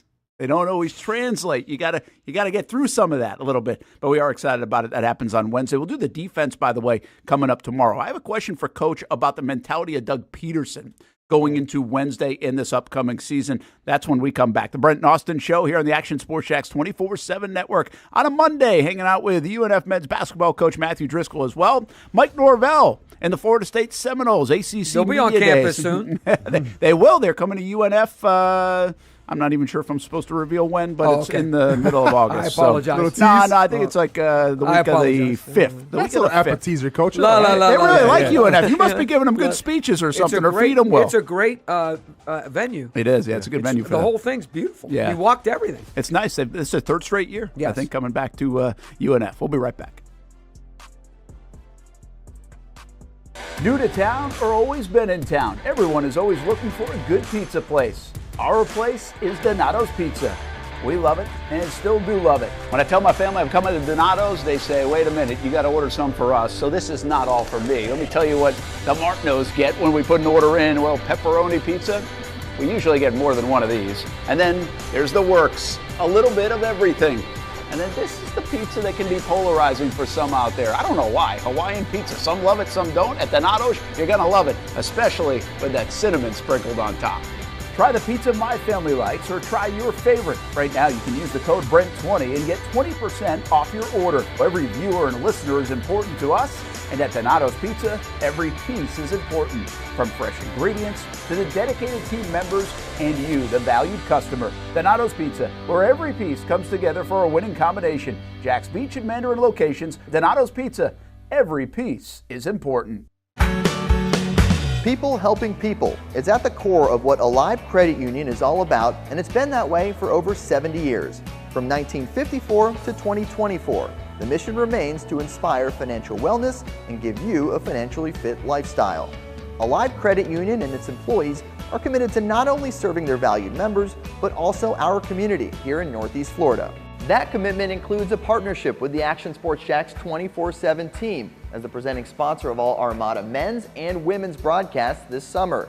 Action Sports Jax and Alive Credit Union, a partnership that just makes sense when it comes to covering Northeast Florida. Alive Credit Union's commitment to our community also involves serving the financial needs of our first responders through the recent merger partnership with City and Police Federal Credit Union. Join the community and become a member of Alive Credit Union today. Find out the many ways you can be inspired in financial wellness at alivecu.coop.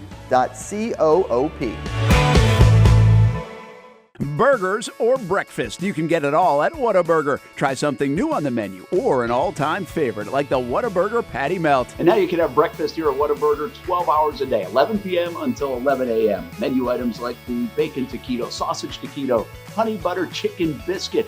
Whether you work the late night shift, just want a snack early in the morning to get your day started, or a little pick-me-up late in the morning, 12 hours a day, breakfast served. 11 p.m. until 11 a.m. A dozen locations in Jacksonville. You can order pickup or delivery and download the Whataburger app. New rewards members get free Whataburger items when placing their first online order. Just download the app.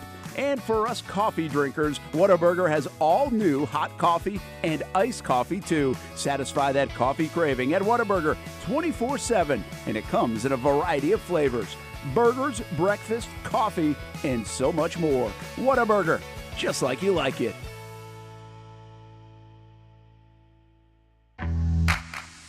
What started out as better people, better projects just keeps getting, well, better. That's Better Exterior Solutions, ready to help you create a better outdoor experience. Check this out. Motorized pergolas are the latest in technology to transform your outdoor space. Beautiful day? Let the sun shine through. Summer rainstorm? These pergola systems close automatically to keep the weather out. From residential to commercial uses, Better Exterior Solutions has products customized to meet virtually any existing architectural structure. With retractable awnings, screens, and hurricane shutters too, if you want unparalleled quality and expertise, you need Better Exterior Solutions. Get a free estimate by visiting betterexteriors.com or calling 904-902-4999. Better Exterior Solutions. Experience better. We all have our favorite spots in town to eat, drink, and have a good time. And once in a while, we try a new spot. This new spot will soon become your favorite spot. It's 1937 Spirits and Eatery in San Marco. Where else can you get unicorn fish? It was really good. They have local fresh seafood. Try a terrific burger or a Jack's Hot Chicken sandwich. The ambiance is perfect for any occasion. The idea here is to have fun, have a good time. Whether you're chilling out on the couches, cozying up to the bar, having lunch or dinner, it's a throwback experience. 1937, when going out to dinner was like going to a party. They even have a photo booth. Who doesn't like a good photo booth? We recently brought the entire team out to try it, and everyone said, I'm bringing my significant other here to try it as well. The new spot becomes your favorite spot. Make 1937 Spirits and Eatery in San Marco your new favorite spot. Welcome back to the Brent and Austen Show, streaming on the Action Sports Jax 24/7 network. As Trevor Lawrence getting ready for year number 4. Big year for Trevor. Every year's a big year for number 16. But you know he's going to be here for quite some time. Face of the franchise at 24 years old. We'll see him on the practice field. He's already out there the last couple of days, but we'll see him on Wednesday. You know, it's kind of cool. I think I mentioned this to you. Last week we had Tayshaun Gelsey. He's a Riverside kid that's committed to the Gators. He's a 3-star tight end. And he was out at catching passes in a workout prior to camp with Trevor and Brock Purdy. Yeah. So we've got like all these quarterbacks around, and you're a high school kid catching passes from Trevor Lawrence and Brock Purdy. How cool is that? Well, I mean, I keep trying to reach out to Trevor to throw some balls to my son because my son's starting to run routes now. He's 9. Hey, Trevor, can you throw to the 9? Trevor, I'm going to start because he's got to work on his hook route a little more, man. He's not chopping his feet on that hook route. Being lazy feet, you know, but I'll give a couple more years. I wonder what, like, I'll have to ask. Maybe I'll ask Gelsey this. We see him at Baker Sports Media Day in a couple of weeks. But what's it like catching a pass from, like, your junior in high school and then the third-year NFL guy with a rifle arm? Like, he doesn't throw it soft. No, for sure. But that's what we call confidence if you're a high school wide receiver. Like, you're getting some. If I can catch a ball from Trevor Lawrence, catch a ball from anybody. Because I'll tell you, man, I've been on that sideline quite a bit. And the underrated thing is how fast that football gets through. Mm-hmm. Like, it hurts. Mm-hmm. Now, I did catch a one-handed one from Blake Bortles one time at camp. Okay. It was caught on camera. Stage, too, though, you know. Okay. Yeah. No, it wasn't. I had like a coffee in a hand or a drink in a hand and caught it one-handed. Okay. So, I Not guess that bad. that's a little humble brag. Odell Beckham Jr. But then I've also been like the ball skips off the ground on an errant throw and then that like takes out your legs and almost like decleats you. RG3 was at Baylor. And I'm going to tell you what now. Like, that thing came. Yeah. You're like, hey, let me try. Like, yeah. You're like, why did I even ask that You question? know, like, I don't equate that, right? I mean, obviously, you know Rodgers and Favre, and these guys have big arms, but like in baseball, you're like, hey, 98-mile-an-hour fastball. I don't even want to see that or get hit by that or whatever. But you don't really equate football. You're like, yeah, I can handle a football. And it's like, boom. Yeah. It's on you. It is on you. Yeah. I mean, you even see the receivers in a game. Yeah. Sometimes it's on them. It's like, whoa. Well, and the fans are up there. Why did you catch that? Oh, without a doubt. Get the diamond, make the diamond. How could you miss it? No, that's a great point, right? Coach. Because you're at Murray State, the diamond. Everyone had the diamond. I still think my son. The only thing I do is push-ups. Diamond push-ups. There you go. Put your chin inside. Building those triceps a little bit. I see you building the triceps, Coach. No. When I played baseball. No, okay. Now. I thought you'd do them now. No. All right, I got a question for Coach. I want you to take us in Doug Peterson's mindset. So we sit here and talk about it all the time. He's the guy pushing the buttons. He knows. At this stage, I guess for you, it would be probably around September, as you guys are getting ready to begin the college basketball season. And you got done with OTAs, and you've kind of figured out you've gone through this part, but you're about to go to camp. And, sure. And do you know what you have? How much mystery is there in what you have? This is a football team that obviously has been pretty good under Doug overall, but failed last year. You go add different pieces to fix some of those things. What does he know that we don't? First of all, I believe, but you guys can tell me I'm right or wrong. If you take the end of 22 and the beginning of 23, I think 15-5. Yeah, it depends what sample size you want to give. If you take the end of 22, they're the best team in the NFL. Beginning of 23, they're 15-5. I think it was them and Detroit who had rolled off the most wins in that stretch. Okay. So if you're 15-5 in that 3 losses to Kansas City, by the way, in that 1 year deal, if you're in that 1 year deal, he's going into his 3rd season, and you're him. In my opinion, he is the Austin Lane, what he talked about earlier about, and you guys made the comment, who can coach and who, his culture, the way in which he goes about it, like it or not, the way in which he gambles, which I think at first everybody was so sexy about, and then I think everybody kind of went off that wagon a little bit, which is unfortunate. So, with me, they shoot too many threes. You live in, I tell our guys all the time, if anybody ever says that to you, tell them, I don't want to hear that. This is what we do. This is how we do it. Now, obviously there's time and score and all those kind of things with him as well. Yeah. And so I think he is saying to himself, we've got a heck of an opportunity. We've done a heck of a job building what we're going to build. We know exactly how we're going to do it. We've got the pieces. Health is obviously always an issue, but we have some dudes that can play multiple things, slip them in, slip them out. We've spent some money to fix some things, whether you think it or you don't think it. Plus, there's some other guys that are still out there. One-piece dudes. You mentioned Christian McCaffrey. If they don't get him, they don't do what they do, in my opinion. Yeah. And not to the degree they do it. There's these one dudes where you get to a certain point in October, you're like, okay, that's the guy we need, and then boom. So if you go 15-5 in a 20-game stretch in a row, you obviously have a great core, a great culture, in my opinion. Yeah. Coach, I want to get your opinion because Brent mentioned, Doug Peterson sometimes can risk it for the biscuit, if you will, go for it on 4th down. Maybe we should be kicking a field goal. Biscuit brought to you by Maple Street Biscuit. Cut the check. Let's go. Vicious Biscuit. Whataburger brought to you by Whataburger Biscuits. And by the way, those are really good. We have them all the time. They're really good. Honey chicken. Yeah, that's good. The honey it's amazing. God, we're off base. Oh, no, you're good, man. Boy, you get honey on anything.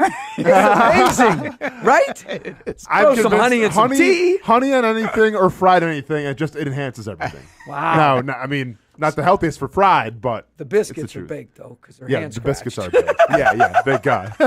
Anyways. But no, Coach, I was going to ask you. So, Doug Peterson, Dan Campbell is the prime example of this.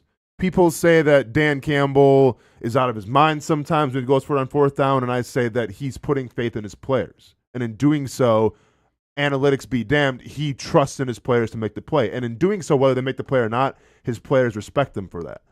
As a coach, do you err on the side more of what you know, the analytics, your coaching philosophies, the coaching tree where you come from, or do you go, you know what, I'm going to trust my players here?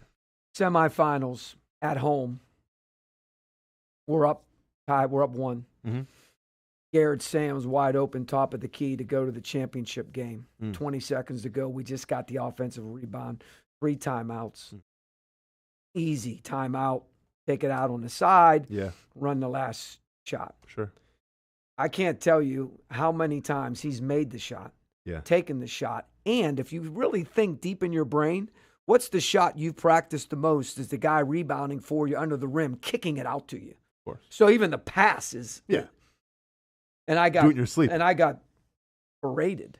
Like, why wouldn't you? And why, like, are you kidding me? He's the greatest, like one of the greatest shooters to ever play the game. Yeah. So I think there is that level of, trust and common sense. But also, too, like when you do those things, I think we also have to make sure we understand the reverberation, not from the fans, of, oh, goodness. Who did it last year? Was it LSU? Who did it last year in college football? Went forward early in their half of the field, didn't get it, and they scored, and the game was in. It might have been in the college playoff. It might have been in the college playoff. I don't know. But anyways, I get what you're saying. So there's a reverberation there is. from your guys, your defensive guys, There is. that are like, hey, help us out. you put this all on us. I know you believe in us doing this, Sure. but you also just put an incredible Not pressure making on our it. job easier. So at the 50 or somewhere up there, but if you do it at like the 35 or one of those, it was an outlier situation. So I really like the fact that analytics comes into play because I do think they do make sense.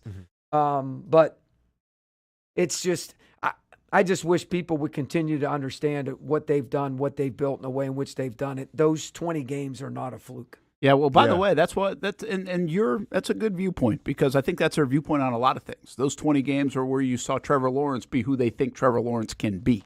That's why they extended him. Those 20 games are why they extended him. Now, they didn't wait because of those 20 games. So, like, that snapshot is probably a good way to be. It's like, hey, this is who we can be. This is who we have to be. But we also have to improve from where we didn't, win those games.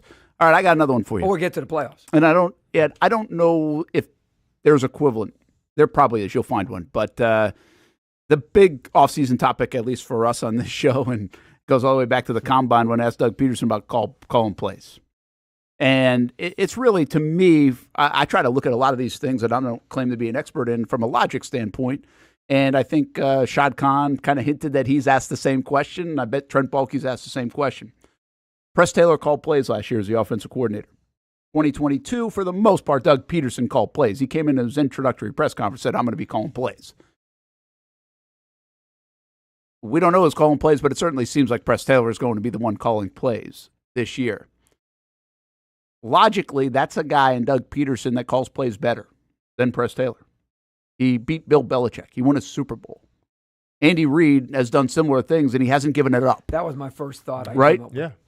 So is there something that is an equivalent for what you do where, like, hey, I'm taking this back because I'm better at it or I've proven to be better at it? It's not what I've tried to carve this conversation out many times, if you've listened to it a million times now this offseason, is, to me, unlike the fans, I'm not knocking Press Taylor. He might be pretty good at it.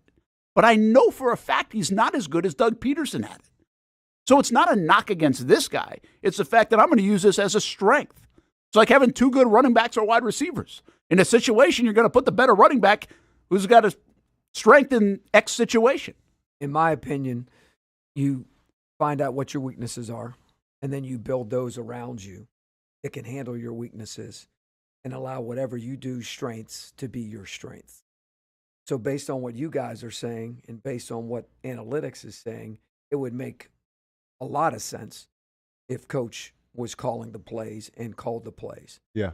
And so just from that aspect of it, that's what you normally do. And it has nothing to do with him as an offensive coordinator because that's the title, right? Exactly, I'm sure is it Bellamy was the offensive coordinator forever at Kansas City, and Bieniemy, Yep. and he kept on calling the plays. Well, my view of this conversation is Bieniemy's an example of why he wants Press to call plays, because Bieniemy never got a shot.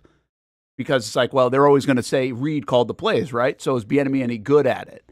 Well, I think what he's trying to do with Press Taylor to a degree is prop him up to be like, look, this guy can do it too. He's going to be a good head coach someday. But if you keep giving me the credit to do it, then this guy's never going to be a head coach someday.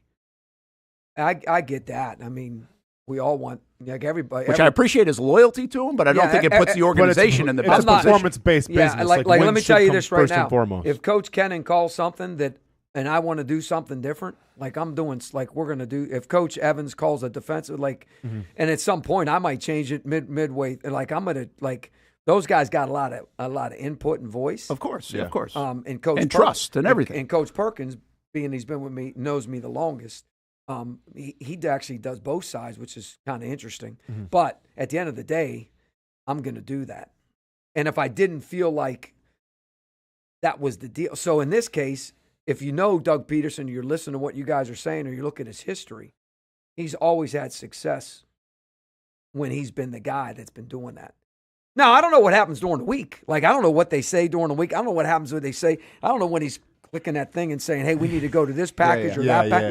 Which he has autonomy to do that. We don't know. But. Yeah, he has the jurisdiction. But, Coach, let me ask you this. And I agree with Brent here. I think the NFL, first and foremost, it's a performance-based business. And I get friendships, relationships are great, but you have to win football games. 100%. And I think we're under the same realm where we think that you have the best opportunity if Doug Peterson calls the plays. But then the more I think about it, the more I think about it this way. If I'm Shad Khan and I have concerns, right, and I'm calling the shots like I want you to call the plays, I want him to call the plays. If I'm Trent Baalke and I'm like, all right, who do you want? I'm asking Trevor Lawrence, first and foremost. And I go, Trevor, I paid you $200-something million. You're the highest paid, quarterback in the league. What do you want? And whatever he wants, I abide by.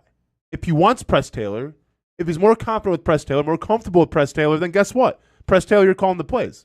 If he wants Doug Peterson, then guess what? Doug Peterson, you're calling the plays. To me, this falls more on Trevor. Now, I'm asking you, Coach, are we putting too much stake into what one player wants? And are we running a risk of saying, okay, this is what Trevor Lawrence wants, so let's change our whole outlook now on the season because it's what Trevor Lawrence wants? Or are we right to say, hey, Trevor wants Press Taylor? Press Taylor, it's your job. You would think that Coach would have that conversation to begin with. You would hope so. And secondly, I throw this one at you. Isn't that what Dallas did? Didn't McCarthy go back to call him plays? He did. Well, because they moved on from Kellen Moore. And didn't they have a successful? Yeah, they did. Yeah. And I'm just throwing that out. For sure. But let me throw I know we're in the back end of this. We're going to close this down. I'm going to throw this out to you because I got something for you, and I want to know, like, what is a successful year? Forget Super Bowl. That's easy to say. Mm-hmm. What's a successful year? Because obviously last year, after going 15-5 and 20 in a row, right? Yeah. What, in your opinion, what's a successful year? Well, is that a fair question? It's Absolutely. A fair question, but it has three prongs to it. Oh, geez, we ain't got time for 3 minutes. We actually do. We got 5 minutes. One is what do the fans think is a successful year? Okay. 2 is what do we think is a successful year? And maybe most importantly, 3 is what does Shad Khan think is a successful year? Give me all 3. All right, because I think this guy is the only coach other than Tom Coughlin have a winning record in Jags history so far through 2 years. Okay, so that's going to buy leniency, in my opinion, with Shad. He looks at the 9-8, 9-8 better than we do. Sure. Because we look at the flop down the stretch. Which we've talked about a lot. We shouldn't be throwing parades for winning seasons, but it's the first one in 20 years. I think Shad, relatively speaking, looks at that, buys Doug more equity. What I find a successful season is back to the playoffs. Because now you can kind of pump your chest out and say winning season, because they're not going to get in the playoffs if they don't win a season. But also you can have continued success, sustained success. 2 out of 3 years, the one hiccup. Now you can boast about that. Jacksonville hasn't been able to do that in a long, long time, probably since the late 90s overall, maybe 2005 through 2007 stretch if you want to count it. So I think that's where it's at. I think the fans might even need a little bit more. I think the fans need a nice little run here. But for me, getting back to the postseason in a very competitive AFC, and maybe not even the team, you're not even the team to beat in your own division. 2 years ago, not the AFC we all thought it was going to be. No, yes. Go ahead. Especially the AFC. Give me yours, Coach. I'm going to keep it real simple. You have to make the playoffs. Give me all 3. I mean, from I think it all kind of falls hand in hand here, honestly. I think Shad Khan, what we think, what the fan base thinks, I think this can all fall hand in hand. You have to make the playoffs. Last year, you underachieved. Don't care about the winning record, then make the playoffs. And you're only as good as your last game. That last game last year against Tennessee wasn't it. Wasn't your identity, wasn't the brand. Has to be better. So you have to go to the playoffs this up-and-coming year. And number 2, I think Shad Khan would agree. I think I would agree. And despite what people are going to say to me on Twitter, because I know there's a lot of haters out there that want to come after me on Twitter for saying this, you got to see Trevor Lawrence play better. Okay? I don't care what the EPA says. I don't care what all these analytics say that he's a top 5 quarterback. What my eyes have shown me is that Trevor Lawrence hasn't reached his full potential yet. Okay? And Doug Peterson was brought in here to help Trevor Lawrence reach his full potential. Which might answer your other question. Correct. Doug Peterson came here because of Trevor Lawrence. Simple as that. I know maybe the resume didn't get him a lot of opportunities and interviews and things like that, but Doug Peterson, coming off a Super Bowl in Philadelphia, could have just retired and went off in the sunset. Comes back for Trevor Lawrence. So if that's the case, if you're an offensive-minded coach, if you're calling the plays or not, you have to get better out of Trevor Lawrence. And they're going to be tied. And guess what? Trevor Lawrence is staying, man. He ain't going anywhere. You just signed him to a long-term contract. So Trevor is safe. No matter what happens, he's here. Mm-hmm. Now, if you're Doug Peterson, you have to get the best out of him. Yeah. All right. Fans? Same, I think. I think the same. Playoffs are bust. New jerseys, they got that. And then, obviously, with Doug Peterson getting out the best out of Trevor Lawrence. Kim, you're going to have to count me down here, but let me go lightning quick with a final minute to go. You like your squad coming up? A lot. I love their esprit de corps. I love their spirit, their togetherness already. We've done some really good team building things, but I really like it. And when you got talent and that esprit de corps, I think you can really do some things. Got any breaking news on the schedule? How many guaranteed games we got? Sure. We got at South Carolina, at Georgia Tech, at Georgia, at Nebraska. Nate Litteris is going home. Yeah? And then at Florida. All right. December 21st, I believe. This new partnership, ASUN and SoCon. You like that? Yeah, it's it helps you get home games, so to speak. I think the bad thing about it is, and I think they're starting to figure it out. I actually asked earlier and said, "Hey, let's pump our brakes a little bit but now you line up the teams you think are going to be the teams. Yeah, yeah. Mm-hmm. And all of a sudden, they're not the teams. Yeah, true. And this one's this, and this one's that, and so just life. Matthew Driscoll. Say hello to the fam. Thanks for hanging out with us. Man, my honor. Swoop it up. All right, that is Matthew Driscoll. Brent Austen Show. You can watch his Action Sports Jax 24/7 network. Young and Norvell.